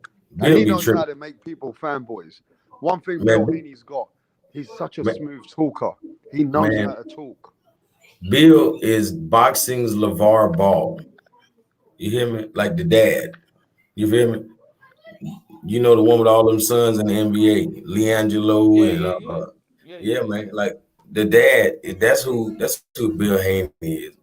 And that dad, you know, they do good things as far as being fathers. Like as far as a father, Hey, like do you know what he reminds me of? They Do you know A+. who he reminds me of, D. Kelly? He reminds me of such a smooth guy, pulls up in his Rolls Royce, goes in the club, spends all this fucking thing, but don't spend a dime and comes back out of there spending nothing. He just got to talk. You know what I'm saying? He knows how to talk. Yeah, but He's a blagger. man, I don't know why some people don't need to talk so much, man. You know what I'm saying? You gotta let your actions speak louder than your word. So if you is talking, you gotta be doing way more than that. You know what I'm saying? You feel me? Like I mean, look at the D Calico. I know you've been watching boxing for years, because me and you've chopped it up. Look how he chops it up with the trainers. He's at Mike McCallum. And even Mike McCallum trains his son. He's at the Mayweather's train his son. And all these people who've trained his son, right? They don't go stand in the corner. He's the man who stands in the corner of his son. But he gets all this experience from them. He got that Ben Davidson, Mickey Bay. How many trainers has the man hustled? I mean, you're talking he's at about 5-6 trainers for his son. That's how good Bill Haney is, bro. He's a great father. Watch his moves. You know this man, he can get a trainer for free. He don't even need money. He's a cheapskate, really, but I don't want to say that. Yo, you notice, you do notice that all those trainers thought that they was gonna be the head trainer until fight day. You know that, right? Like Mickey Bay, he thought he was gonna be head trainer. Bestie Davidson thought he was gonna be head trainer. Mayweather Senior. Remember that's why he left the corner. Punch hurt his feelings, now he got a haircut. How'd you see his haircut though, bro? He got a haircut. I haven't seen. He did. Oh shit. Hey, listen, D Calico, did you watch the debate against the Haney's versus DHP promotion versus Punch Drunk Boxing? Did you watch the debate? No, I didn't see it, man. You need to go watch that, bro, and then you're gonna know about the love and hate relationship between Punch and Bill Haney. Hey.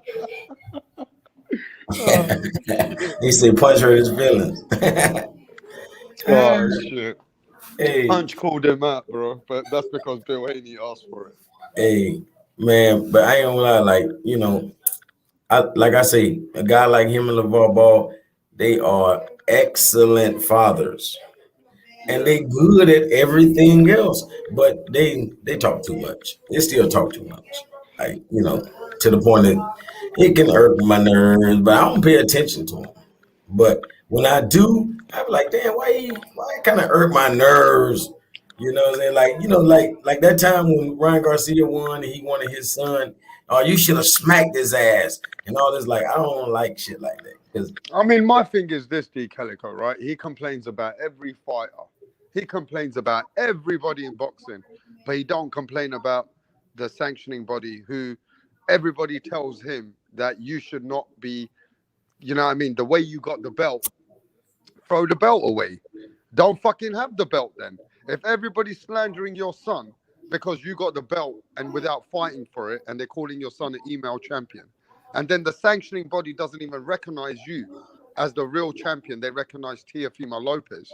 It's like this though, isn't it, bro? Look, you could have a girlfriend, you can have a wife, right, D Calico? Mm-hmm. You treat your wife, the Lopez's, with the most respect. All right? Mm-hmm. You say to the world, right, that this is the elevated #1 champion, and everybody knows he is because he fought fucking Lomachenko, right? Mm-hmm. So you can't disagree with Mauricio Suleiman. He's telling the truth there. This is the top guy. But Mm-hmm. on the other hand, he's saying, well, this is my other regular champion, Devin Haney. So in other words, look, your wife, the one that you respect and you go home to, is the Lopez's, but your side piece is the Haneys. So the Haneys want to complain to everybody else, but they don't want to complain to him. So when they meet him, they get scared. So what's that about, bro? So you're in bed with the same situation. You're happy to be in that situation. Stop lying. You won't give up that shit. So don't complain about it. So I think that's where Bill Haney knows that he's lying about this shit, bro. He don't really complain about it. He don't give a fuck about that. They just want to make the money. Yeah. You know Trying what to I'm get saying? that They back. just want to make But some when they fucking all they money, bro. friends. They all friends And I at don't blame, the look, end of the day. I don't blame the Haneys for the hustle. Listen, Yeah. listen, Bill Haney is one of the greatest fathers when it comes to boxing right now. He hustles Period. for his son. He hustles. He will lie. Listen, he will lie. He will lie on himself. He will lie to you. He will look in your eyes and lie just to make his son look good, bro. So let's keep it real. Bill Haney, right? He's a good fucking hustler, but he does so much bullshit. Sometimes, right? He does it to himself, bro. And that's the problem, D. Calico. Otherwise, there's nothing wrong with the Haneys. Hey, man, it's just like we already know Haney don't talk a lot, but because of his dad, I'm pretty sure that's the reason he be promising knockouts and shit. And then when he don't fulfill it, you know, it kind of piss people off who said, hey, he said this time he finna knock him out, I'm finna buy the pay-per-view. You know what I'm saying? Don't piss people off. Don't be, you know, you ain't gotta do all that talking.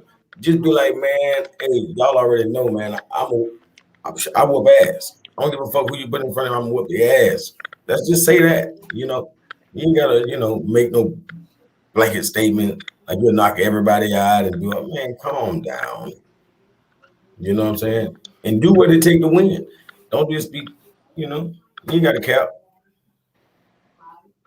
No, I mean you got a cap, yeah. You can cap as much as you want, but at the end of the day, you know, there's a limit of capping. You know what I'm saying? Can't overdo it because then people are just not going to listen to it. As far as I'm concerned, he made Devin look bad. As much as I respect Bill Haney, but the way he goes around those channels and those race baiting motherfucking channels, yeah, I said it. You know what's happening, right? When you're from international fan base and the way that Wilder, look, a lot of people who didn't want to detach from Wilder, it's not that they don't like Wilder, it's like they don't like the channels who push Wilder. So that's why they don't like Deontay Wilder much anymore. Man, you know, listen, I'm let me different. just say this. Bill Haney's repeating history now because he's using a minority fan base to push his son. So he's going to cause, you see all the other people in England and different places, if they start seeing these channels pushing his son, which don't show no love to the people in England, don't show no love to another race, then of course you're going to limit the fan base that you can have for the Devin Haneys. You know what I'm saying? So look, Yeah. Bill Haney knows what he's doing. But at the same time, there's a lot of flip-flop. He's using certain channels to push his son, but deep down inside, he wants to rock with everyone. Yeah? And I don't want to hear it from people because I'm happy for people to come and try and even challenge me. I got every receipt.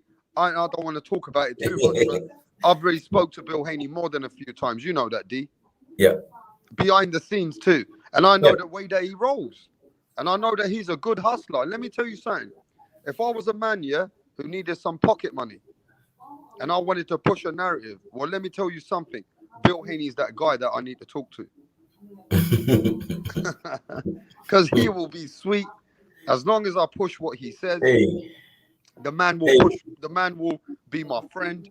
The man wants me to slander people. I know the way he came across with me. but he could never buy me, and that's what it is. And I didn't really want to rock with Hey, what he was saying hey, because I hey, wouldn't be doing the justice to the sport of boxing. So I just walked away from that. When he approached me, I walked away from that, and I know hey, I know what his game is. I know how he approaches people. I know how he rocks with people, how he makes them feel good, and then he'll talk to them and say, "Yo, listen, man, you know that this person's like this. You know that this person's like this." And he'll talk about professionals and people behind their backs. That's just the way he is. He ain't got no morals for nobody. He don't give a fuck about nobody. That's one thing about Bill. hey. And let me just finish this and get this off my thing. Bill don't give a fuck about none of those channels that are pushing that shit for him. Because behind their back, whether it's the Money Channel or this guy or the BFT, whatever, behind their back, I've seen how he thinks about these people. And I've seen what he's told me. And I've seen when he said to me, fuck these people. I know the way he thinks about YouTube channels. He uses them and he don't have no respect for these guys. Because you know why he don't respect them? Because he knows, right, that he can make them into a fanboy. So deep down inside, he's just going to be smart and small and shit. But he don't respect them, bro. He thinks they're a piece of shit because he knows he can buy them. And that's the difference. And he can't do that with me. But carry on, D. Now I was gonna ask you, like, like, do you think Bill could be the next Don King? I'm just saying. Yeah, he's good. Bill's good. But I don't think he's that good. Don Yeah, King was yeah. another Well, level. yeah. On a scale of 0 to 10, how much Don King does he have in him? I don't know. I mean, to be fair with you, Don King, I wouldn't even compare to Bill. Man, yeah, Because he a legend. Don That's a King legend. was a man who could talk so much bullshit. But one thing with Don King, he can make a star out of anybody. You know what I'm saying? Yep. Bill Haney, he's limited in what he can do. He can hustle, but he's limited in his hustle because Don King was an international hustler. Yeah, and he wasn't a liar either. Like he was straight up for real, for real. He was a fast talker, but he was telling you the truth. There's no You one know? better than Don King when he was in his prime, bro. No, Don for King real. used to speak in a way that, you know what I mean? He used to capture the whole imagination. You know what I'm saying? Man, have you ever seen him in an argument? Man, he ain't no joke, man. He ain't nobody to argue with or nothing. Like, no, he ain't nobody to play with. I You heard can't Don play with King Don put a King. few people to sleep. I heard Don King's put people to sleep. Yeah, And I'm he trying didn't to tell do you. nothing about it. Yep. He's killed a few people, isn't he, Don King? You feel me? Anyway, let's get to the chat, bro. What about me says Bill has the Bee Gees staying alive on the repeat in his head with a shaft music. So it's like Bill Haney listens to the Bee Gees, staying alive, staying alive. Kendall says he will never be the next Don King because nobody He said believes. 1 out of 10. Listen to this. Kendall says Bill Haney got no chance of being the next Don King I know. He because said he got 1 out nobody of 10. believes in Bill Haney. That's the difference. Kendall says, say what you want about Don King, but he gave us the biggest fights. Yeah. Yeah. Fans love him because they hate him. Oh, boxers hate him. Yeah. What about me says he read law in jail. No chance can Bill be anything like Don King. Hey, No, that's real. you just Yeah. you just lightened up the chat, bro, about this Yeah. Don King. Yeah. I opened up a can of worms. Cause I ain't gonna lie, Yeah. Don King. We all know Don King. But like, come on, man. He can't. And listen, Kendall, my brethren, says he can't even touch Don King's hair game. You know what I'm saying? Exactly. He can't even touch his hair game, bro. Hey, look, Man, man. Listen. evil genius. What's that? That's they pretty much call that an evil genius because that's pretty man. Hey, I'm not saying any evil, but that's what they call it when you so goddamn, genius and wild at the same time. You feel me? Hey, man. Look, the main thing is, bro, all respect to everybody. I ain't got nothing against nobody. All respect to Bill. At the end of the day, Bill's game is Bill's game. He's a hustler. He got a hustle. And everybody's got to do their hustle, bro. You know what I'm saying? Everybody's Man, got to do their hustle. I'm telling you, he's the next LeVar Ball. He need to ride his wave, have his fun. You know what I'm saying? Because like you say, we like, you know, we ain't no hard feelings over here. Hey, Kendall says Don King always had a massive big fight to promote, but Bill does not. So how the fuck hell are we going to compare him to the next Don King? Yeah. The fight the people wanted. Hey, one thing about Don King though, Don King was one of these guys, yeah, and he still is. When he was the most powerful guy in boxing, I believe he was involved with the mafia also. Mm-hmm. And that's the thing about it. Don King is the mafia. You know that, innit? Oh yeah. Oh yeah. Don King was connected to all different kinds of people, bro. Yeah. Yeah. Yeah. Hey, See, stay on the line, bro. Let's Don King for a minute. I know that Don King, if I'm not mistaken, he brought some record breaker fights. He made fights happen in countries, yeah, with the government, yeah, and princes with the African king or something, wasn't it? every time, like everything he did was like record breaking. Like it's beyond the fighters. It was him first. Keep talking about. I'm gonna get a picture of him and put it up. I'll be back in a sec. Yeah, man. Like, come on. We already know, like, what would boxing be without Don King? Like, I wouldn't even probably be watching boxing right now if there was no Don King, ever. You know what I'm saying? It would have never caught my interest, for real, because the best fighters would have never been their best. You feel me? That's real. Teapot. Say Don King, the OG of this game. Real shit, though. You know, we talking like he ain't here, but you know, he's still here. He's just, I guess, you know, pretty much retired. But he probably pulling strings. You know what I'm saying? And I'm pretty sure the Mayweathers them paying. They taking notes. They were like, shoot, this is what I'm gonna do like him when I back up out of this position. You know what I'm saying? I'm gonna have to pull strings like he's still probably pulling strings. Don King is one of the most connected motherfuckers in the whole boxing. Forget boxing. Don King is one of the most connected men in the world. You know, before any Al Heyman came involved, bro. Before any names like Al Heyman even existed, Don King was part of entertainment business. That's real. Yeah, this man is a single-handed, most connected, and he is also connected with mafia. You can call Don King the mafia, so you have to. You know that Don King's out there. There's a documentary. He killed someone, but he got away with it for self-defense.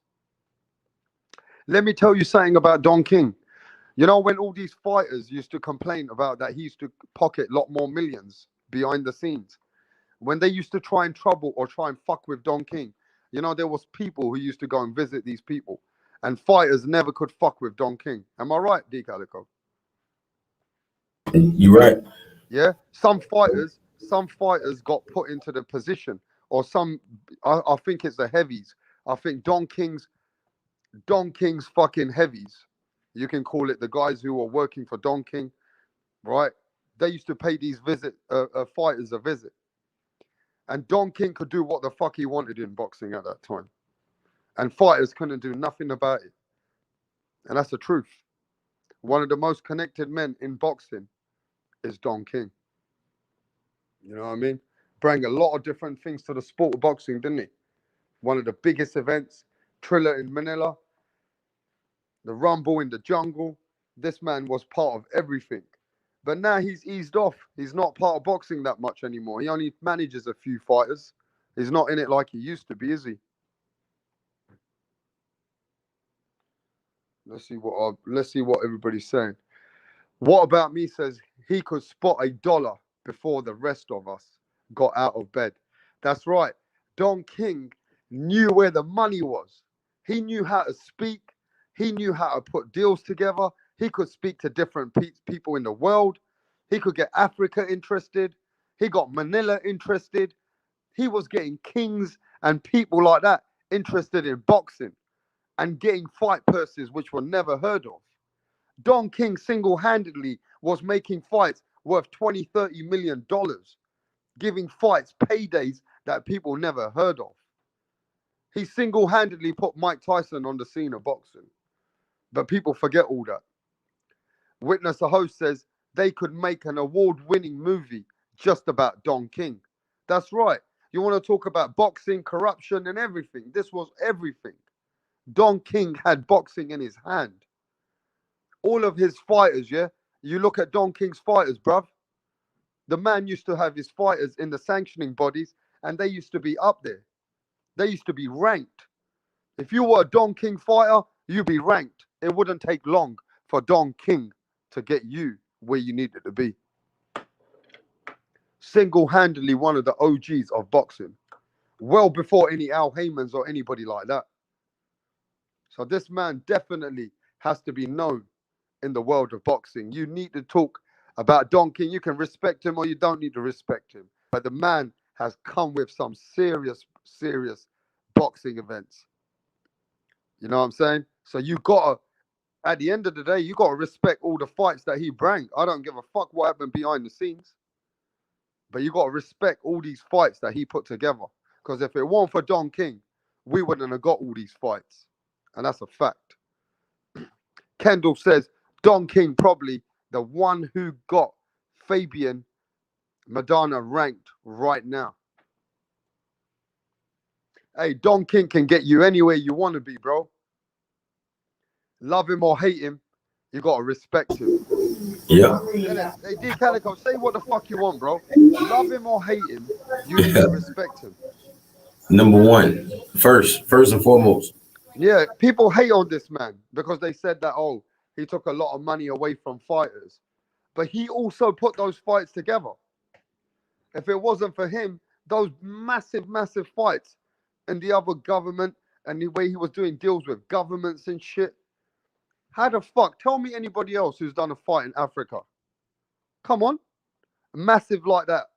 Tell me anyone else who's done a fight, a rumble in the jungle and a thriller in the Manila, like Don King has. Ain't nobody done that, bruv.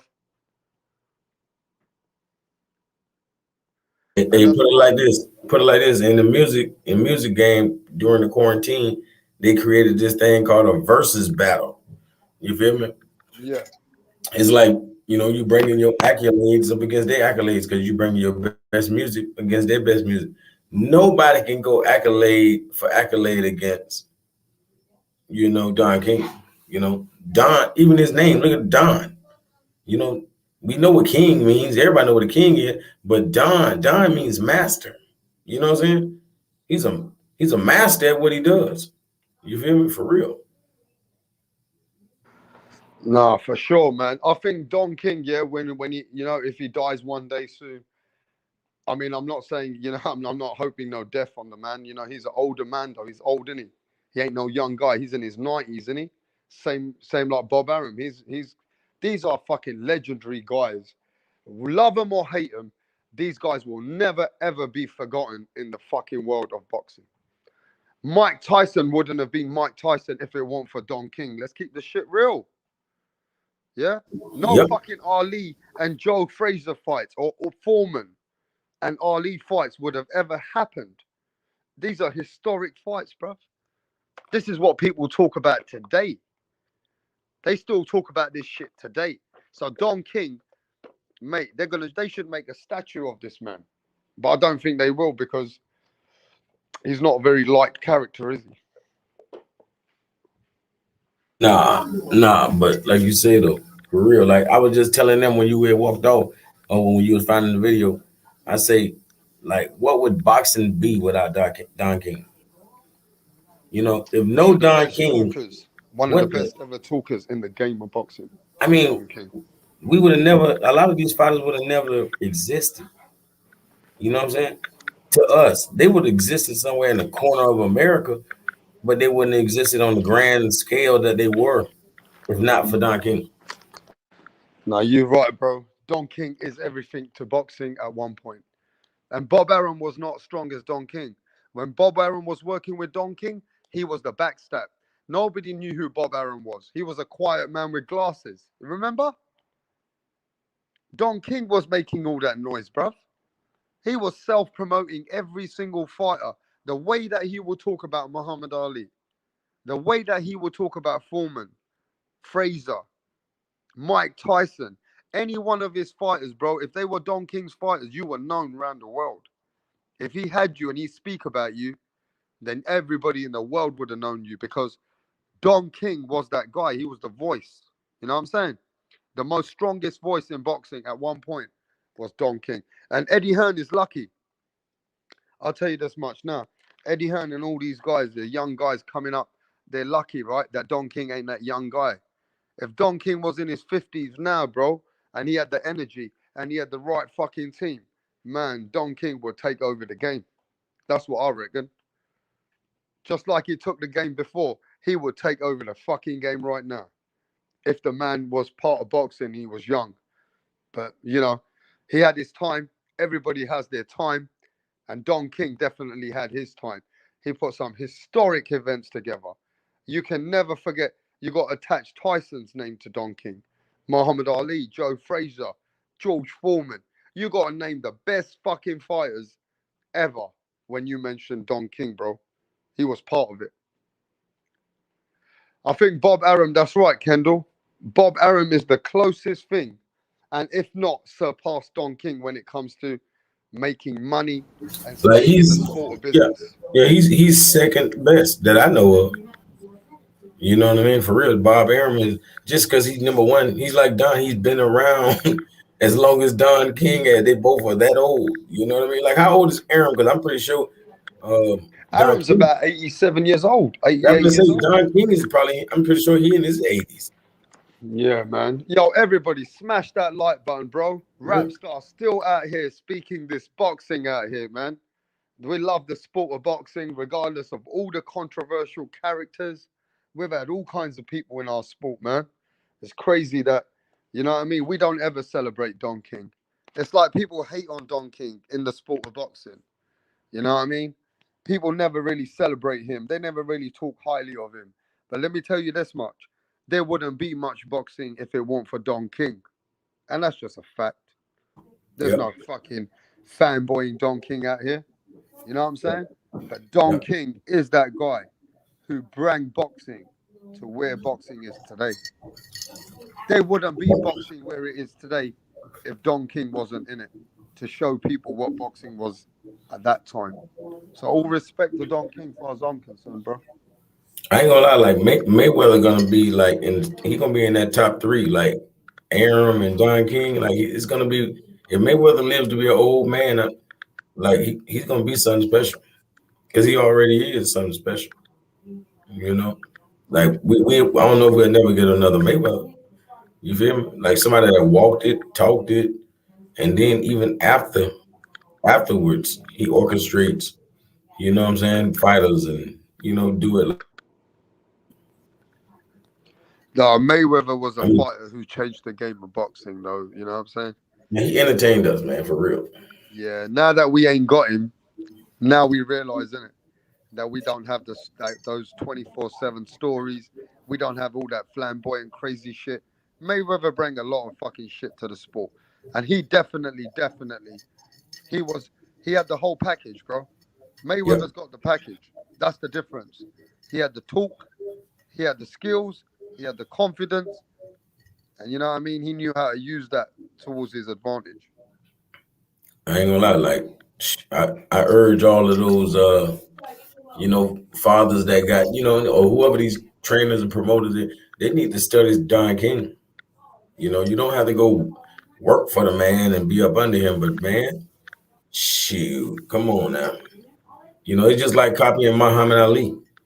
Why wouldn't you? You know what I mean? Yeah. For real. So you can definitely take some of the game from Don King and add it to yourself, no matter who you are, if you in that profession. Yeah. Yeah, but at the end of the day, somebody said, I think Kendall said, if Don King goes and Bob Arum leaves the sport, you know what I mean? What's the future? Well, you always got new people in the future.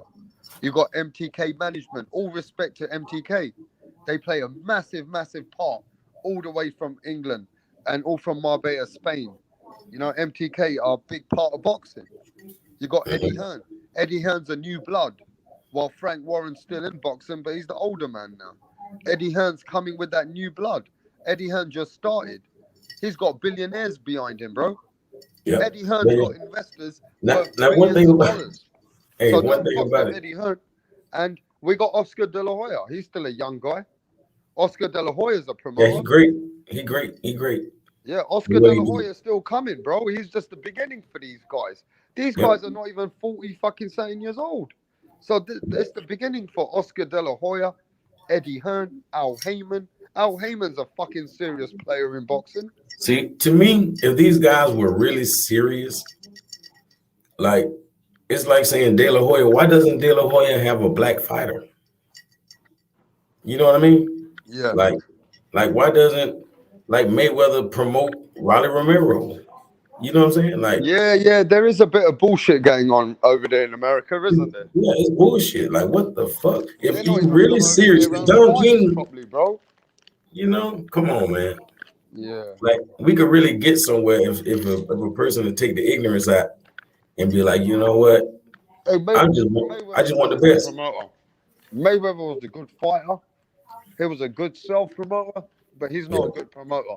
He's only a yeah, good promoter for Tank Davis. He yeah. never promoted Ishe Smith good. He never promoted Badu Jack. He doesn't promote Rolly. Exactly. Mayweather's not a good promoter, bro. No, no. He letting them borrow his name and think they supposed to, promote themselves. You know, you would Mayweather anything. Oh man, that's all. TBT. Come on, man. You got to do more than that. No, Mayweather's not a good promoter, bro. And for sure, at the end of the day, if you look at Mayweather's track record,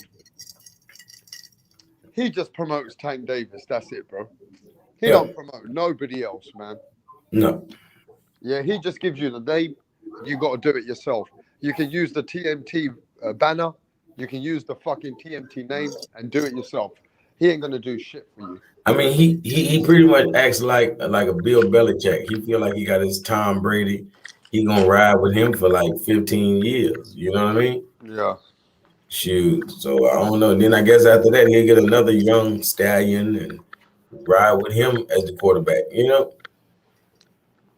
No, you're right, bruv.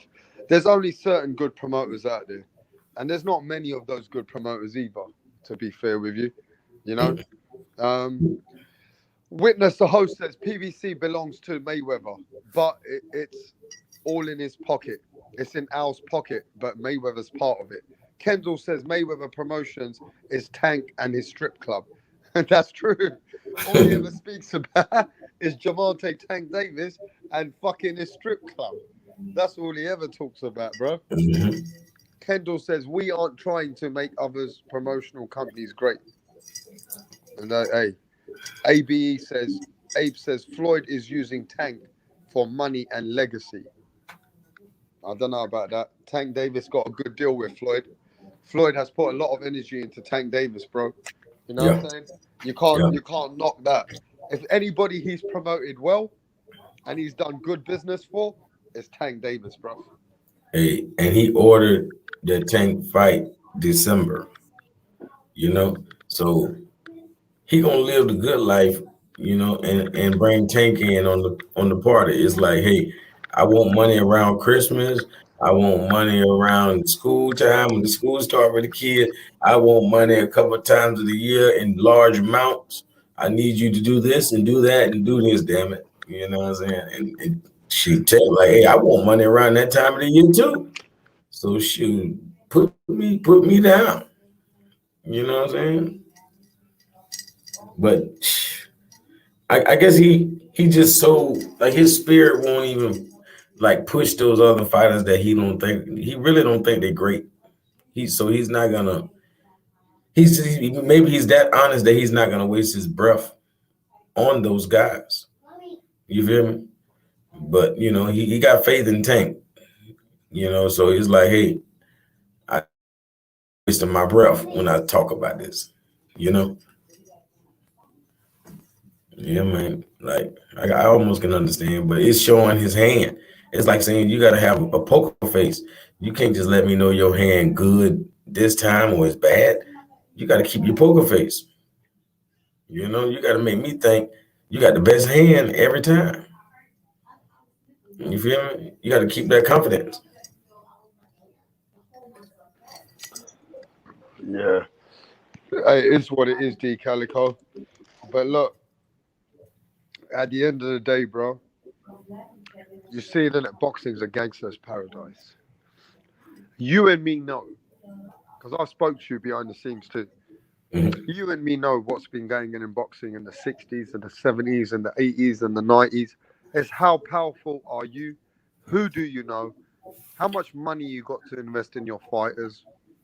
And how much money are you willing to give the sanctioning bodies to get your fighters recognized in the rankings? Mhm. It's a very simple system. You must get your fighters at a certain position where you're willing to invest in that fighter. As long as your fighter's got skills, you slowly get them into a position so you can make a multi-million-dollar fight. And then if he wins and loses, it doesn't matter because everybody's going to get paid. That's the end result. The whole idea is you just got to know when to move your fighter, how to move your fighter, and make the money and maximize that money until your fighter gets in those positions. You know what I'm saying? Mhm. And Everybody's Kendall got to just get asked, paid. do you know Everybody's any got to get movies? paid. Yeah, I was gonna say Kendall asked, do you know any movies that cover the corruption of boxing? Like them guys, gangsters, they ain't gonna let that. They ain't gonna be no movie. You know what I'm saying? No, boxing, if boxing undercover, bro, boxing behind the scenes is a Mhm. gangster's paradise. Mhm. Boxing in front of the world it's a whole different world. Yep. You know what I'm saying? The sport. Promoters have power. Who's got power? Which sanctioning body? How much power do you have with everybody in boxing to get your fighter in the position that he needs to be? Yep. That's all that is about, bro. But look, man, look, at the end of the day, another great night of boxing. All I'm saying is, let's get ready. We got some big nights coming ahead. Boxing's never gonna go anywhere. Doesn't matter what fucking scandals come along, what happens in boxing, it doesn't mean shit. Everybody's out there to want to watch the biggest fights. Boxing has got this kind of a buzz that a man wants to watch another man beat the fuck out of another guy. And it's crazy, but it is what it is. Have you got the skills to put this man to sleep? Boxing's always gonna have the buzz. It ain't gonna go nowhere, bro. So even unfortunately, we got big names like Don King who came in it, Bob Arum, but even boxing's not gonna. Boxing will never stop for any man. You know what I mean, D Calico? Yep. Like even Muhammad Ali, he was one of the biggest ever in boxing, bigger than boxing. But once Muhammad Ali moved on, boxing carried on, didn't it? And we get ready for the next evolution of boxing. But yo, D Calico, man, what a great night. Thanks for pulling up onto the Rap Star Boxing Show. Yes, Thanks sir. for all the subscribers. But you know what? I'm out of here, bro. I'll catch you guys soon, yeah?